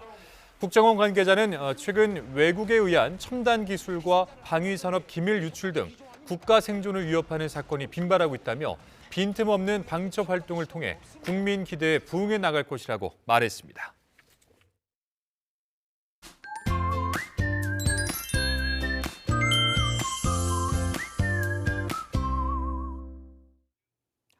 꽃샘추위가 찾아오면서 아침에는 날이 무척 쌀쌀했습니다. 네, 그래도 낮 동안은 봄 햇살이 내리쬐면서 따스함을 느낄 수 있었는데요. 내일 아침에도 꽃샘추위는 계속되잖아요. 네, 맞습니다. 서울 아침 기온이 2도, 광주와 대구 1도로 오늘보다도 1도에서 5도가량 낮아지면서 더 쌀쌀해지겠습니다. 반면 낮 기온은 서울 15도, 광주와 대구 18도 등 오늘보다 1에서 3도가량 높아지겠습니다. 내일도 대체로 맑겠지만 오늘 밤사이 내륙에서는 서리가 내리거나 물이 어는 곳이 있겠습니다. 또 강원 동해안에는 다시 건조주의보가 내려진 가운데 바람도 강해서 화재 사고를 조심하셔야겠습니다. 목요일부터 금요일 사이에는 전국에 또다시 비가 내리겠는데요. 특히 남부와 제주도에 강하고 많은 비가 집중되겠습니다. 이후에는 맑은 날씨 속에 다시 낮 기온이 크게 오르겠습니다.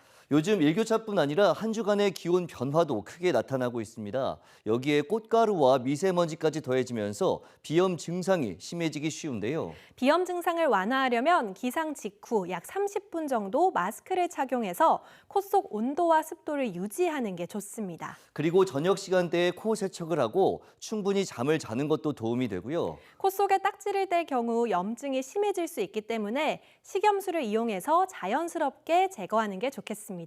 날씨 캔버스의 이혜민, 김수현이었습니다. 이상으로 YTN 뉴스 플러스 마칩니다. 잠시 후에는 뉴스케어 오후 8시 뉴스가 방송됩니다. 함께해 주신 여러분 고맙습니다.